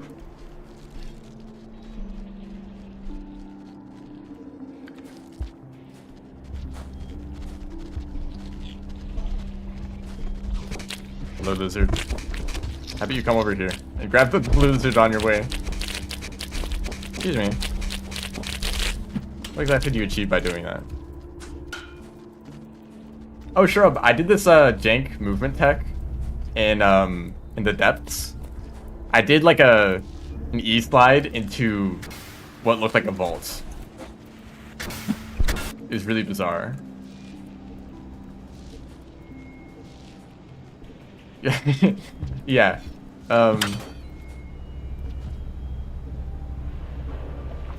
It was on that like one long platform where you try to do an EI jump.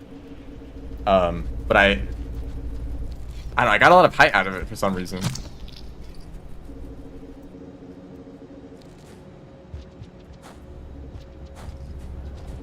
It's all passages. Do I look like I have a plan? I do have a plan. I'm not following any other route though. I just made it up right now. That's why I'm going to outskirts.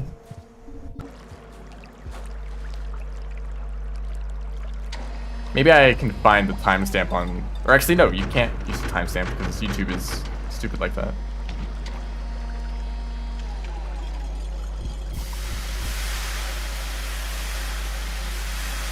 But you could look back on YouTube. You can rewind there.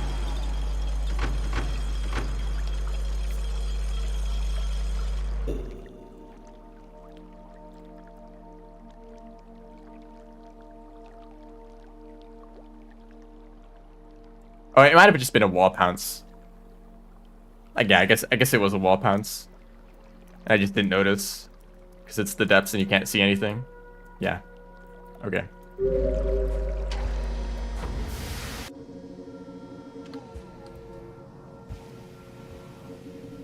By the way, the process of the process of going back and rewinding a Twitch stream is like the worst thing ever. Mild exaggeration, but the way that you do it is you open up the stream on another tab. It's like you're watching the stream and you want to look back temporarily. You don't want to like close the stream completely, right? So I like open up in a new tab, then go to the channel page, then go to their videos, then sort the videos by past broadcasts, and then go watch the most recent one.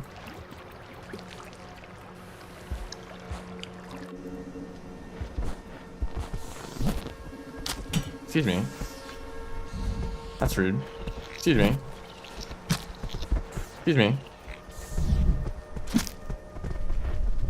Oh my goodness, I dropped the mask too. That's way high. I think it is just a wall pass.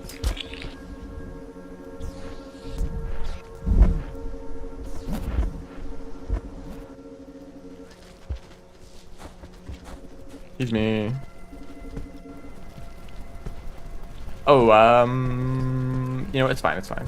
I keep going. I think maybe the best strategy here would be to shelter in outskirts and then go get the echoes so that I return to outskirts, but I'm just gonna keep going. Is there a centipede in here? What are you doing? When do you ever see a centipede in this room?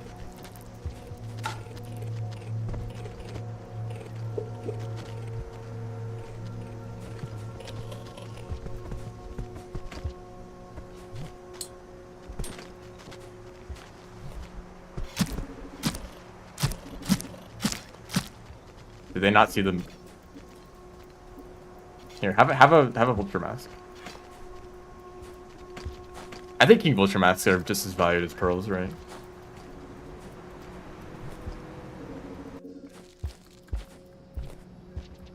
Hello.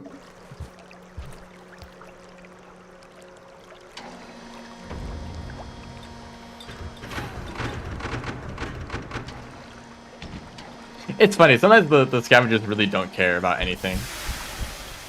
You know, a vulture could swoop down, harpoon like 2 scavengers, and then fly away, and everyone else would just be standing there. Like, oh, I guess he's gone. Rip to that guy.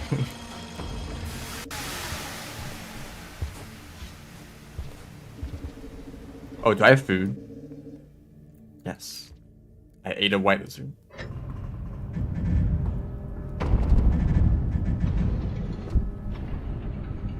How many scavs would it take to replace the light bulb? Is this going somewhere?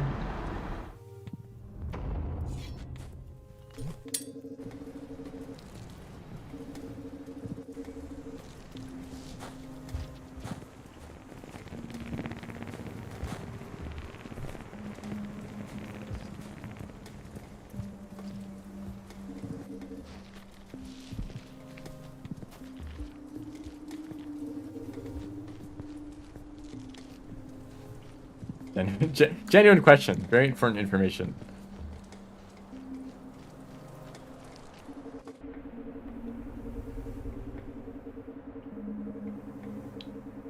Probably a single one. A single smart scavenger. The more you add, the worse it would get. The more likely you'd find a stupid one. That messes everything up.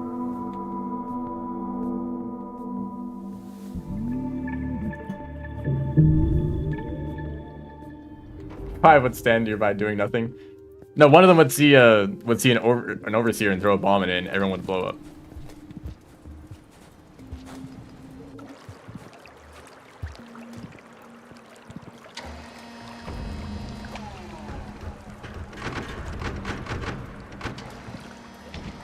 Steal the light bulb because shiny. That too.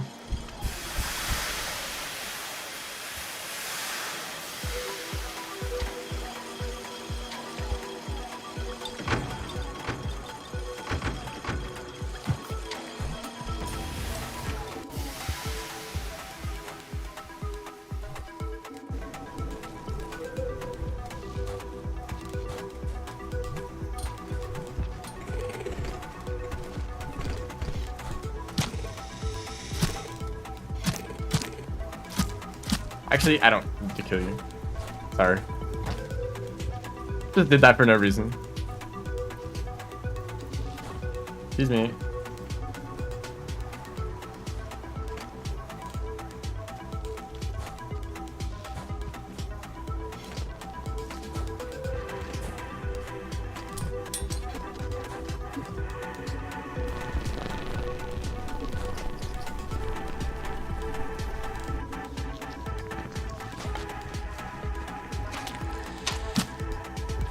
I thought they'd be further down. I need to remember that going down this path is like way faster.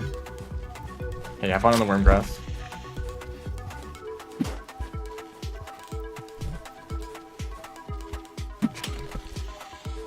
He's trying.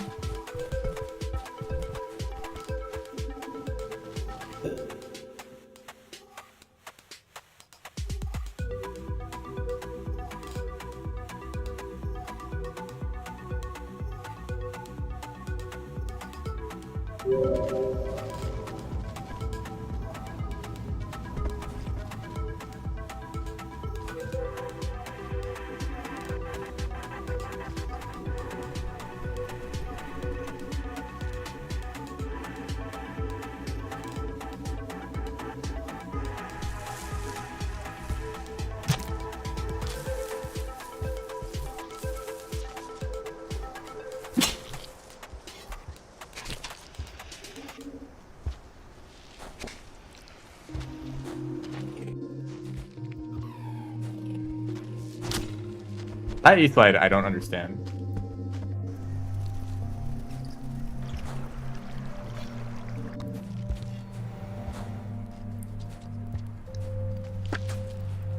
You know, a lot of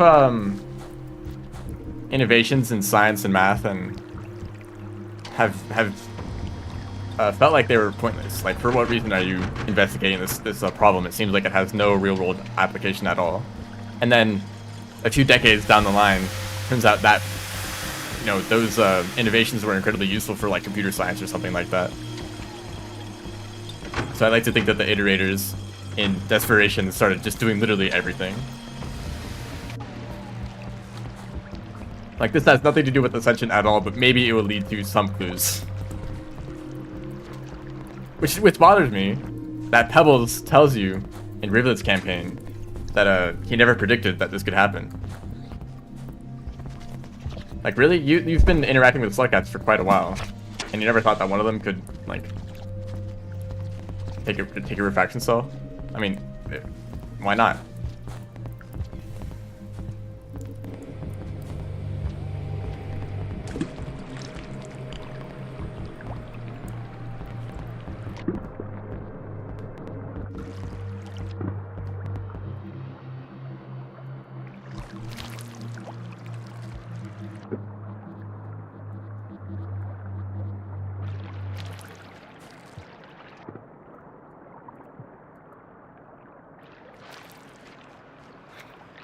Yeah, maybe they simulated rooms of millions of scavengers on typewriters. No, that's the iterators. The iterators are the monkeys on the typewriters. That's what they're doing. I guess they could do it another layer down. One of the monkeys randomly writes a story about monkeys on typewriters.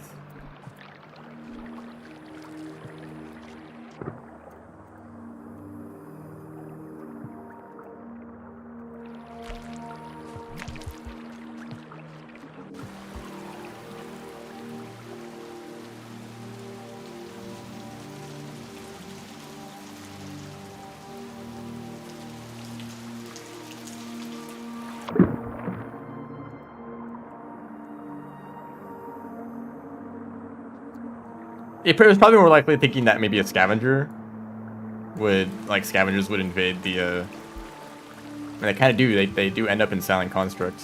Like, maybe scavengers would find their way in and start messing around and tinkering with stuff.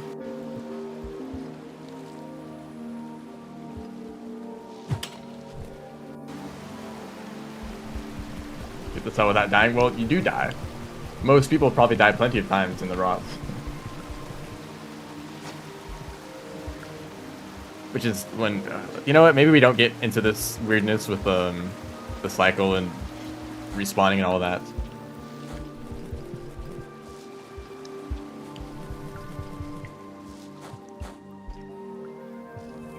Yeah, really the iterators should have just designed better iterators. Because surely, like, a few generations down the line, you would have an iterator that's like so many orders of magnitude more powerful that it would just be able to figure out everything instantly. And then they'd really know that there was no solution ever. No, that is like the singularity, right? You don't make AI to solve problems, you make AI to make better AI. And the AI is better, so it's capable of making better AI, and it just keeps on going. Forever. Sounds like a tether.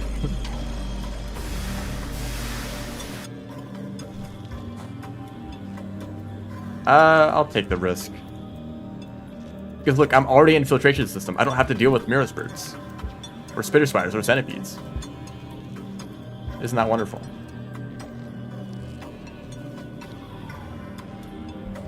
And I don't have a jetfish to deal with either.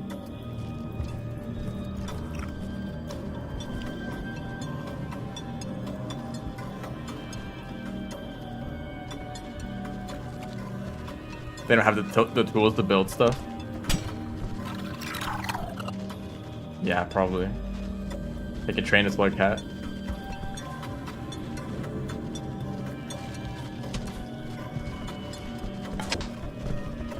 Oh, I hate when it does that. You know what? I should have just done it the old way.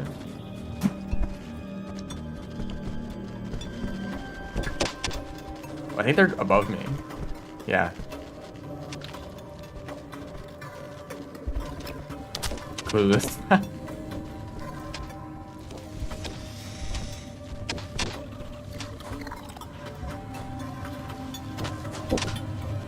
How many? Did I double spawn this region? Average filtration. Is it raining too? No.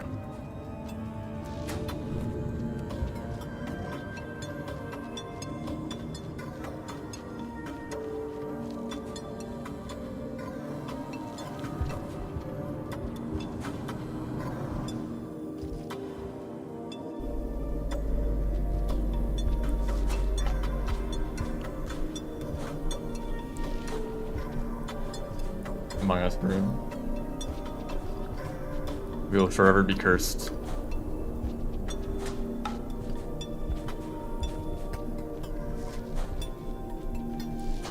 What do mole lizards? What do mole lizards even eat? Each other? There's some centipedes. There's some biters. There's scavengers. There's like 10 times as many moles as everything else, so you know it doesn't really hold up, but. They eat mold. Batflies. There are a lot of batflies down there sometimes.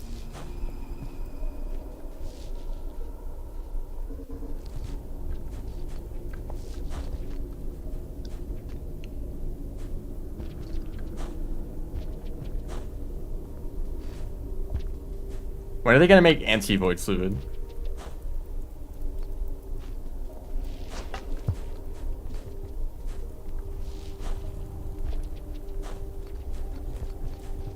The mold lizards. They're not mold lizards, they're mold lizards. They eat mold.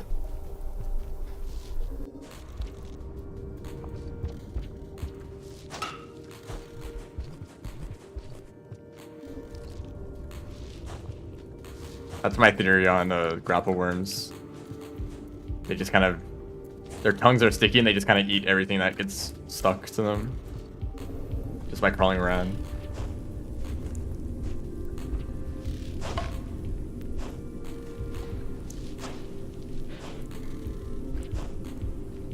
Abandoned pups from Hunter playthroughs. That's also true.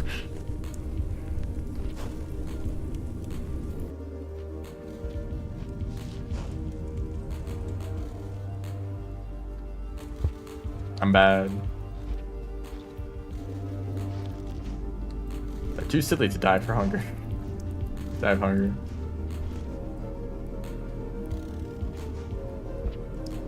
That's a great explanation.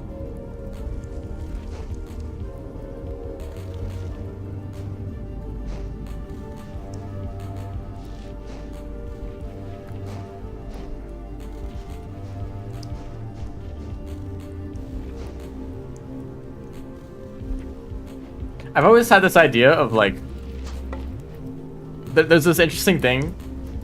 The closer you are, or your like a perception of your size depends on how far you are from the ground.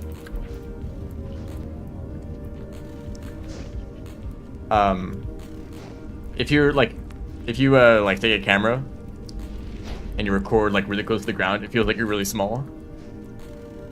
And if you record really high up, it's like, wow, you're like massive, you know.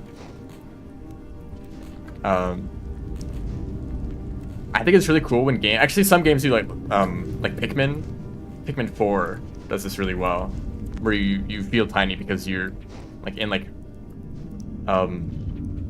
I'm not too familiar with the game. I think some of the levels are like regular like houses, but you're tiny, so it looks like massive. I really like that kind of perspective of like being super tiny and like having that really low perspective.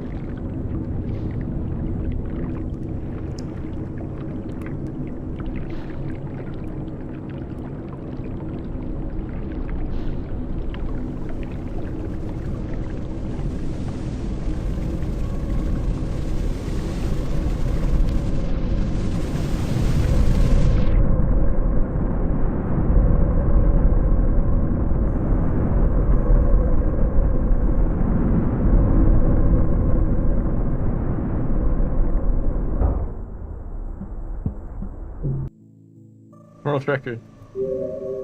What is this? What is this category? What did I just do? I guess that's pilgrimage. Oh wow, that's a fast time. Yeah, 27 minutes for or no, 26 minutes for pilgrimage. I assume it takes a completely different route than what I did. Actually, I might as well just look at it real quick.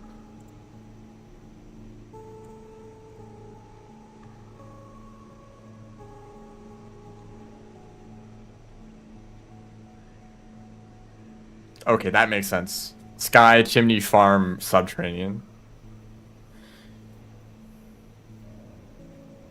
And you, right, just go for Farm Race to sub. Instead of going all the way down, like, industrial outskirts drainage. And not even getting an extra echo.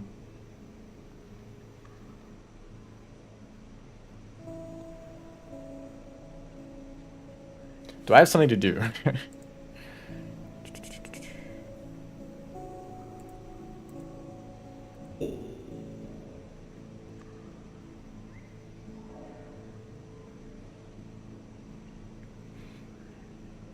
Why didn't the iterators just search up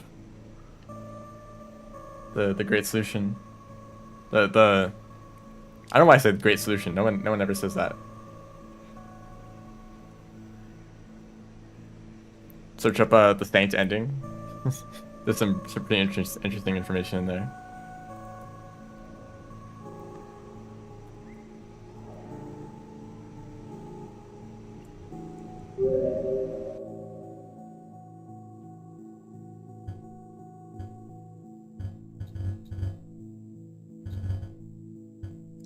Rain Meadow.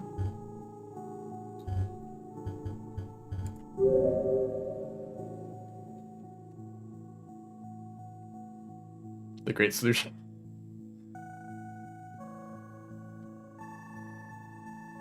If anyone wants to join Rain Meadow, go get the mod.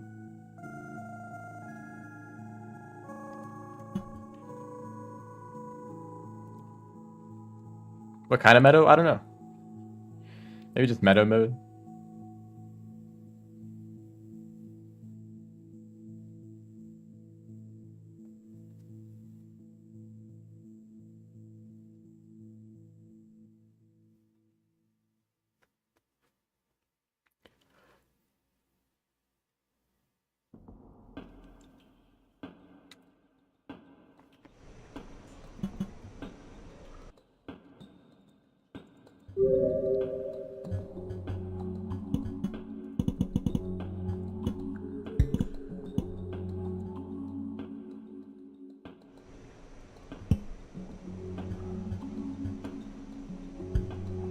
Not sure real.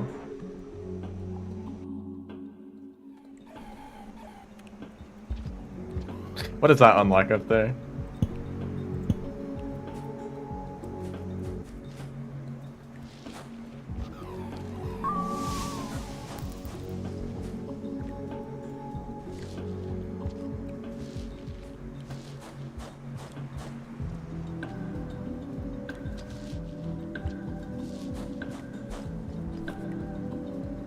Okay, and if anyone didn't hear that, I'm playing Rain Meadow for a bit.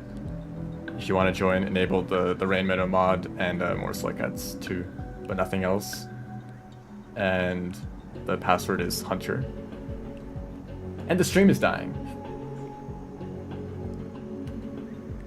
That's still happening.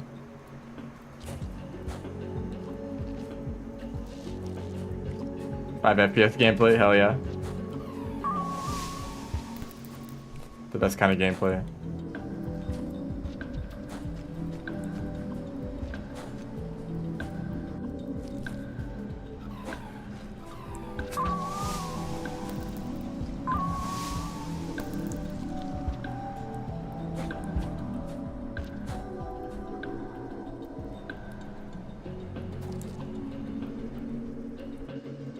Oh, that's what FPS stands for. It's just 5 pebbles.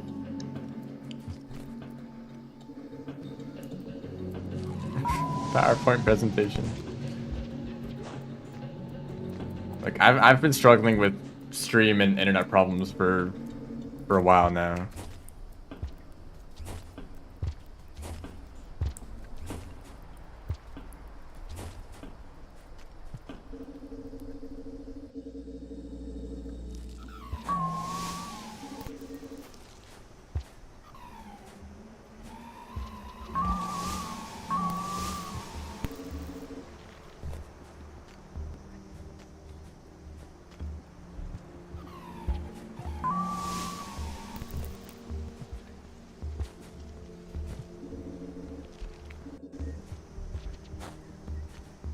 Not even on Wi-Fi.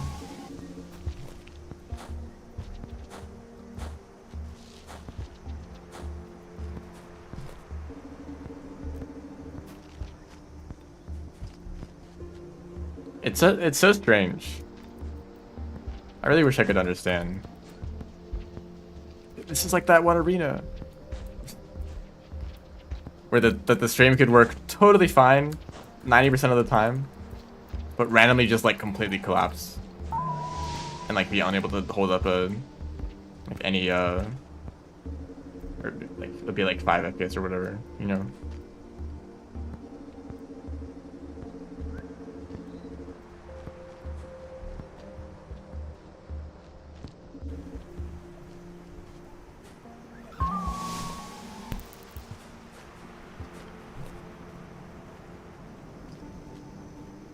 Alright, this isn't actually an unlock.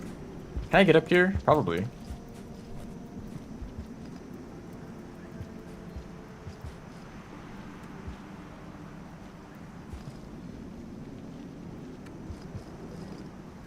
Hell yeah, we're floating.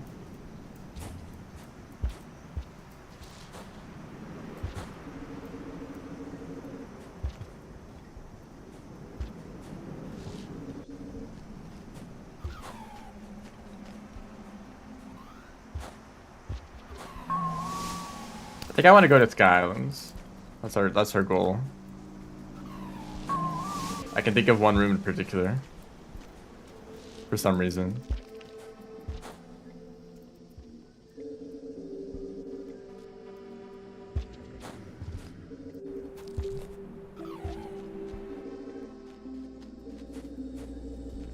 Hello. More hunters.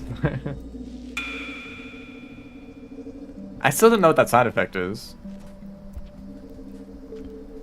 It's not someone joining.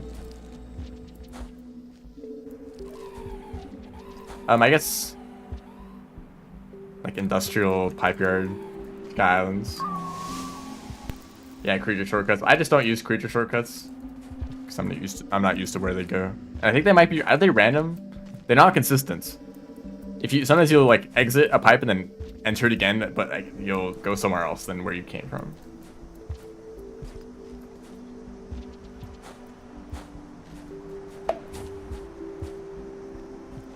When somebody returns to outskirts, I did see that might have been what it was. I mean, I don't have any more things to unlock. I've pretty much only played the Slugcat, so I've unlocked all of the Slugcat stuff, and then I have nothing else to get.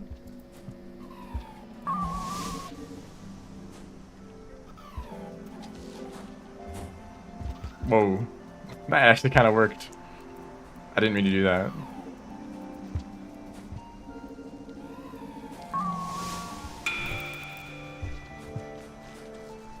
Oh wait, it could be someone joining in and then teleporting to outskirts to get here get here faster. Because you might spawn in some other random region.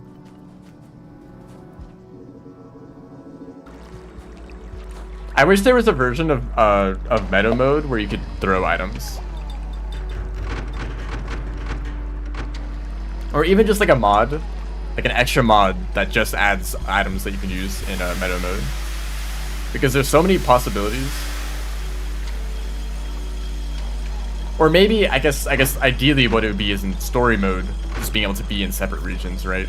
Oh, hello. That's scary. Play as a lizard? I don't know about that. It's funny, but I don't like it. I'm a big fan of Slugcat movements.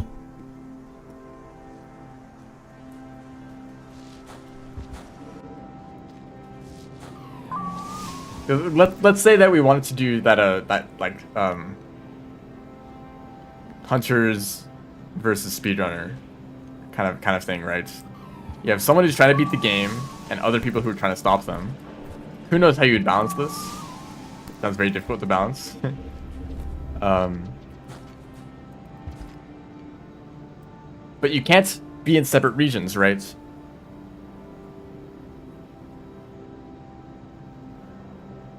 So it doesn't really work out because you have to be in the same gates in order to go between regions, but then that just means you're gonna catch up to each other really easily, right? Well, actually, I forget like what the best way to get to Pipe Yard is. I think you can go up this way.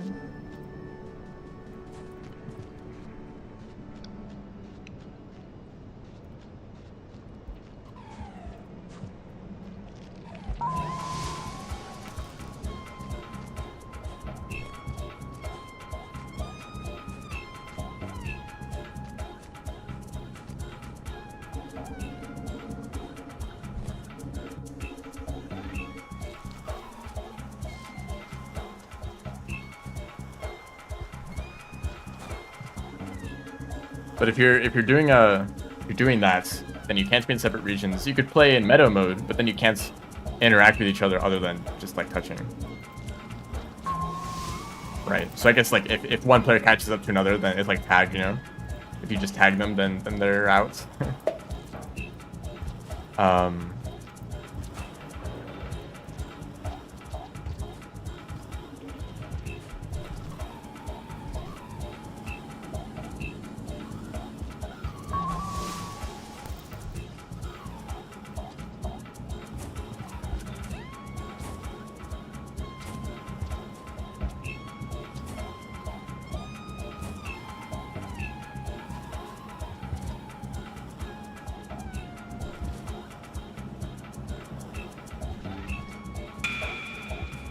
Maybe this. Nah, this feels too close.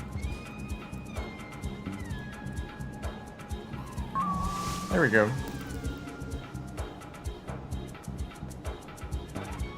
So yeah, Meadow mode. Plus, you wouldn't have to deal with creatures, which would add a lot of chaos. Maybe that's what you want. I don't know.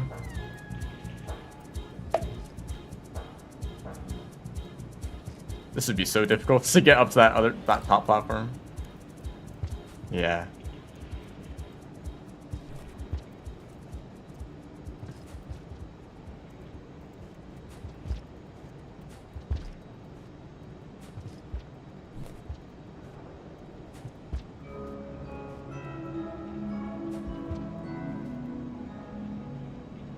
How does that even work? I'm really bad at it, so I'm not the best to explain it. This kind of jump?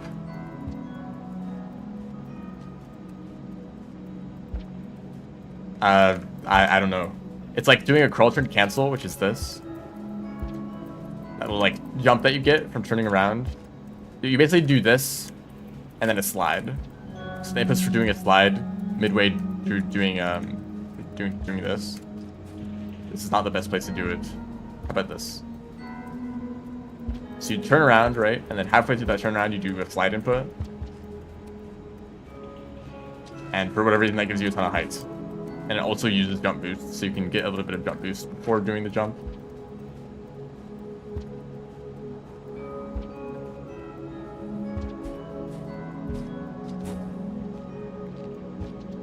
And it's pipe yard music.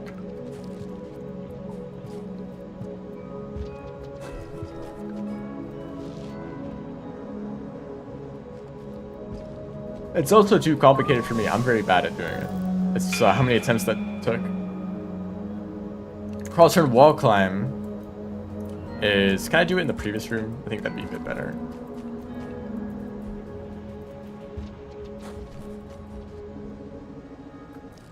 It might be too sloped.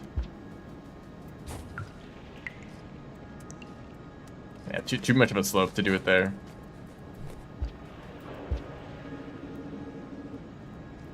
Yeah, something like that. I think I can do it over here. So yeah, look at the input display. You need to get upside down next to the wall. And I'm currently holding towards the wall right now. What you want to do is release. I'm just going to say left for this, but you can do this either side of a wall, right? So hold left, then release it for like a third of a second, and then press left and up at the same time. And keep holding left. And you don't have to tap, or you don't have to hold up. You can just tap up, especially if there's poles on the wall, so that you don't accidentally grab onto them.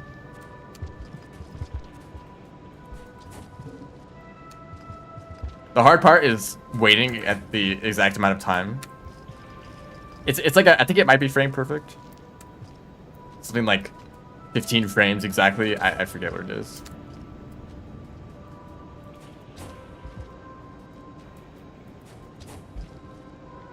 Why does that work? I have no idea. Physics jank.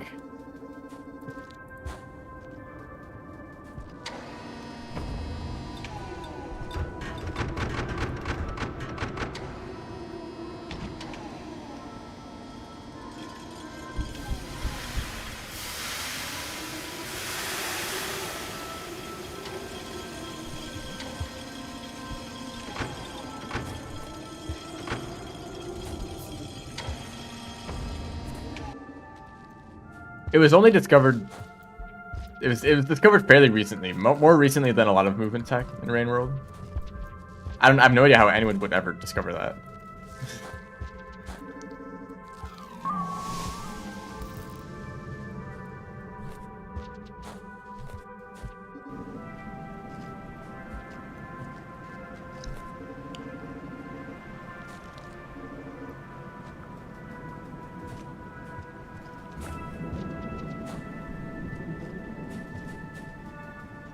Secretly an iterator, testing out every possible combination of inputs.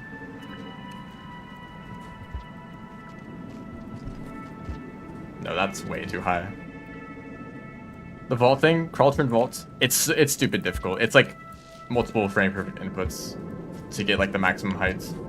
And there's like there's a lot of like complexities. Like some inputs you have to hold at a very specific time. Some of them you don't need to hold for that long, and there's like a variance in how much you can do it. There's a pretty extensive video that explains all of it. If you're in the Rain World Discord, you can look at the like tech What's it called?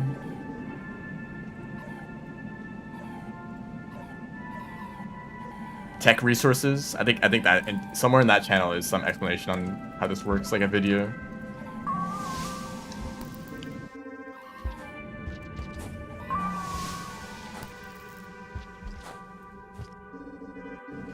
To me, it's probably the hardest movement tech that people are actually consistent at.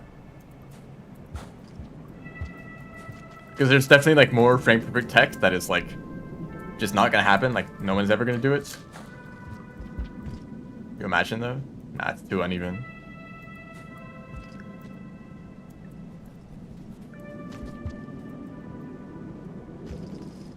But some people are actually consistent at Cauldron Bolts, and it's baffling. Cancer Cats. I'm actually not Hunter right now, unfortunately. I'm a fake. I was playing Hunter earlier, though.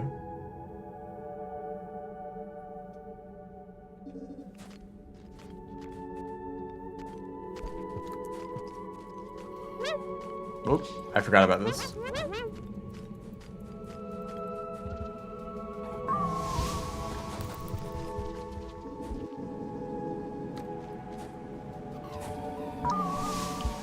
Yeah, this is rain meta right now. Just because I didn't want to do an entire another Hunter run.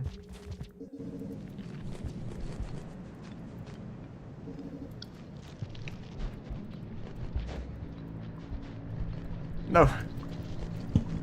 I thought I saw a rock and I tried to pick it up. Pipebeard is not real? What do you mean? Where am I right now then? Hmm? What is this region called?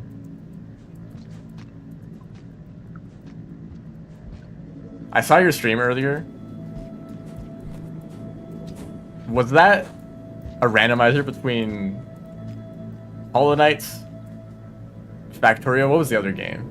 There were a bunch of different games, and it was like a randomizer between all of them. That is such a funny idea.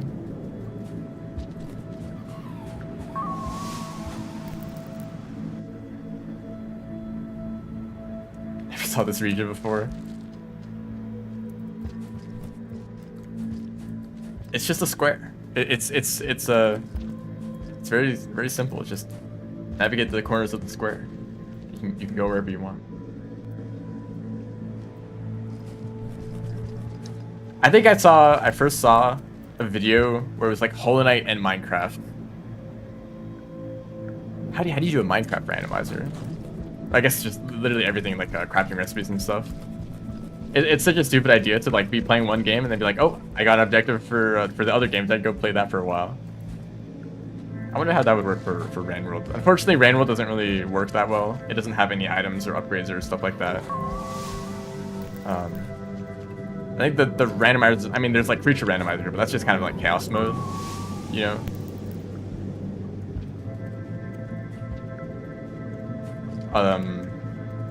Otherwise, there's like the gates. There's a system where like collecting like echoes or passages or pearls can unlock gates.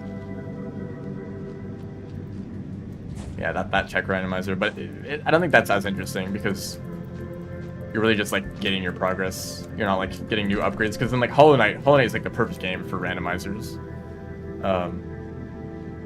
Because even if you get a really weird set of upgrades, there's a lot of like speedrun skips that you can use to navigate the world still. Not that I play those randomizers, I usually watch people do those, but it's like, oh, you don't have a double jump or you don't have a wall jump? Well, here's like 10 like shade skips you could do, or like pogoing random enemies to progress.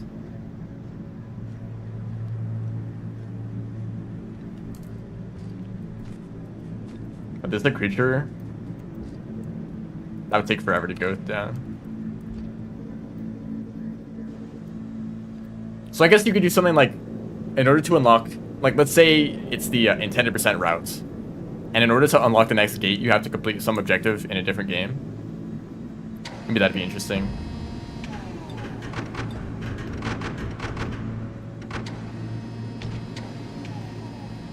And then when you get to the next gate, it's like, then you have to go complete a random objective in the other game to open that gate. So you kind of go back and forth.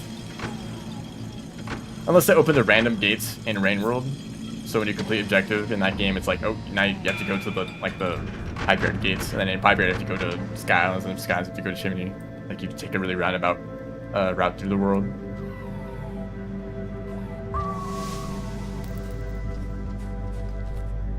Sorry to anyone who's joining, but hasn't been able to catch up.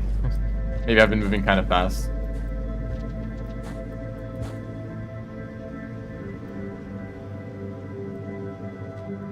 Or a bingo. This is some crazy thing that I saw recently in UFO 50. Which, if you're not familiar with that game, you should be. It's a collection of 50 retro-style games. Some people have a lot of experience in a lot of different games across the whole collection. Like, some people have done speedruns, hitting every single game in a row. Which is insane. It literally takes, like, over a day. Well, actually, I think it takes just about 24 hours. Anyway, I saw them doing a bingo. I saw at least one person do a bingo where each objective was from a different game. So you're playing one game to complete an objective, and you finish it, and then you move on to another game, another random game to complete that objective. Like, wow, the mastery you need in every single game to do that at a decent pace.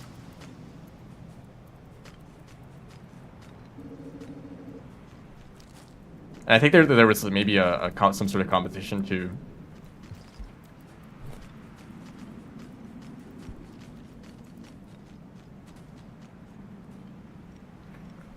The snail and ascension sounds. I don't know. Apparently it's the sound of someone teleporting to outskirts. Nice camera. Thank you for that. Can you make this jump? There's a pole there. That's funny. No. Fumble.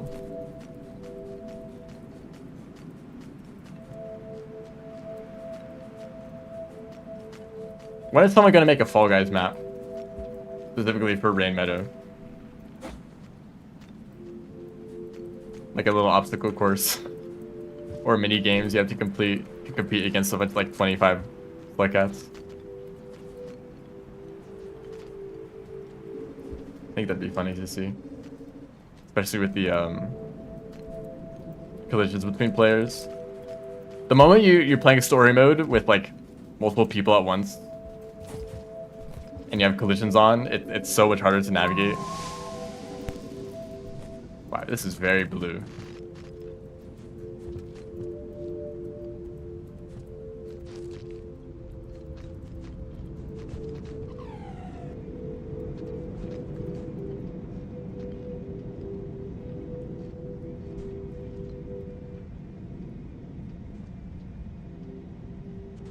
Anyway, this is where I wanted to go.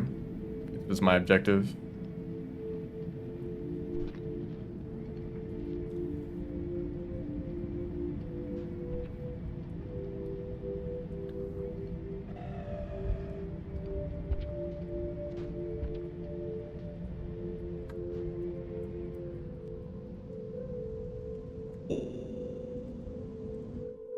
Everyone go to outskirts. Actually, if anyone else is in this lobby, I just want to see if anyone else is in here. But I'm not gonna. Don't join in now, because I'm gonna end the stream.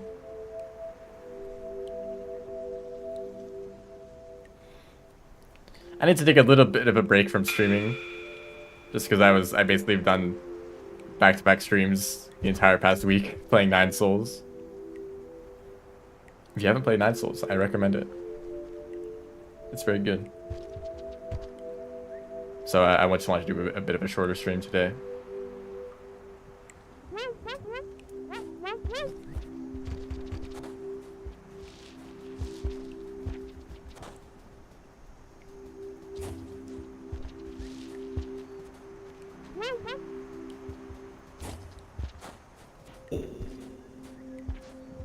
Okay then. Thanks for joining the lobby anyway. I think sometime, let me actually look real quick. At the challenges.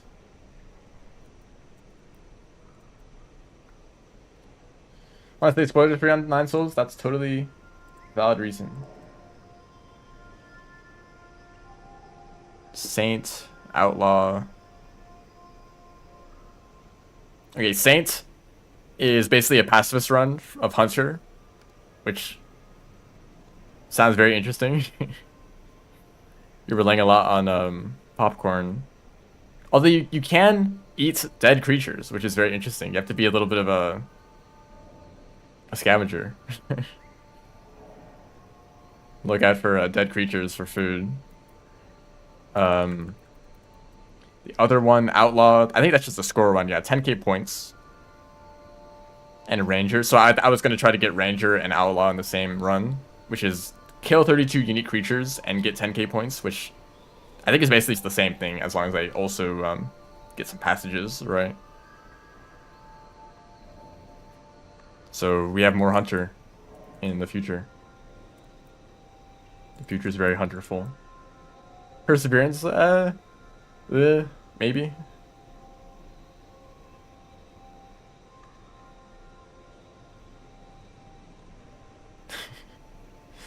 I mean, it depends on what kind of games work with that, with those randomizers.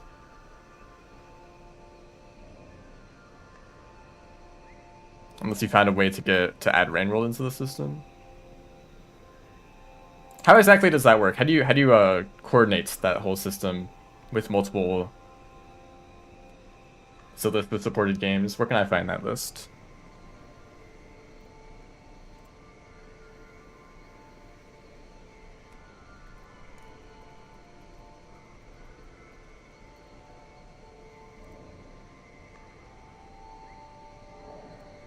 I may have found it.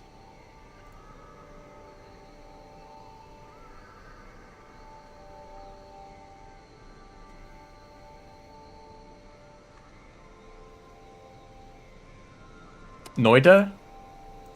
I'm a big Noida fan.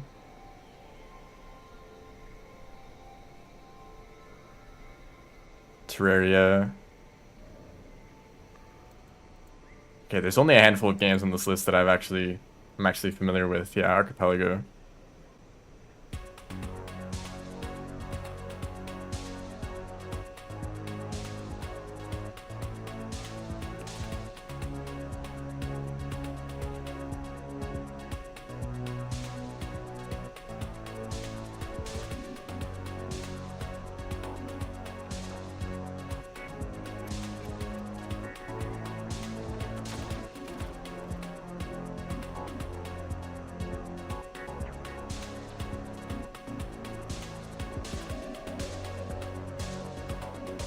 Shop items, chests/hearts, hidden environments, and pedestal items will be replaced with random checks.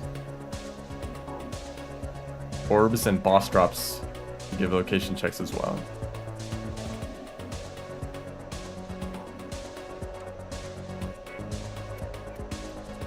Dark Souls and Factoria. What a bizarre idea, but also kind of amazing.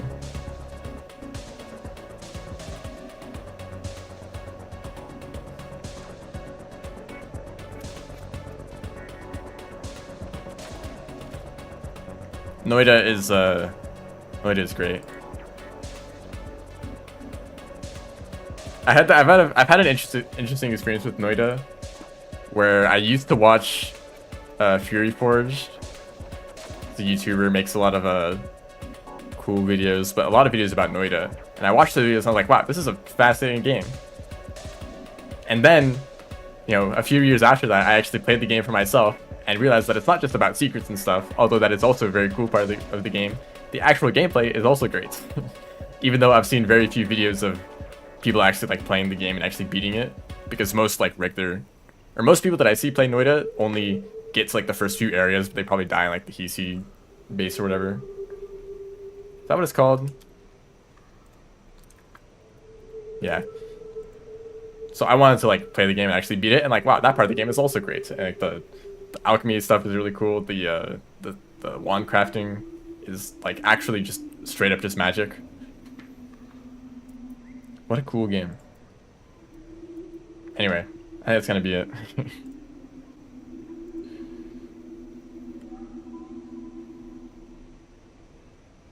Fury Forge also makes, or also plays Rain World. They've made at least one video about the game.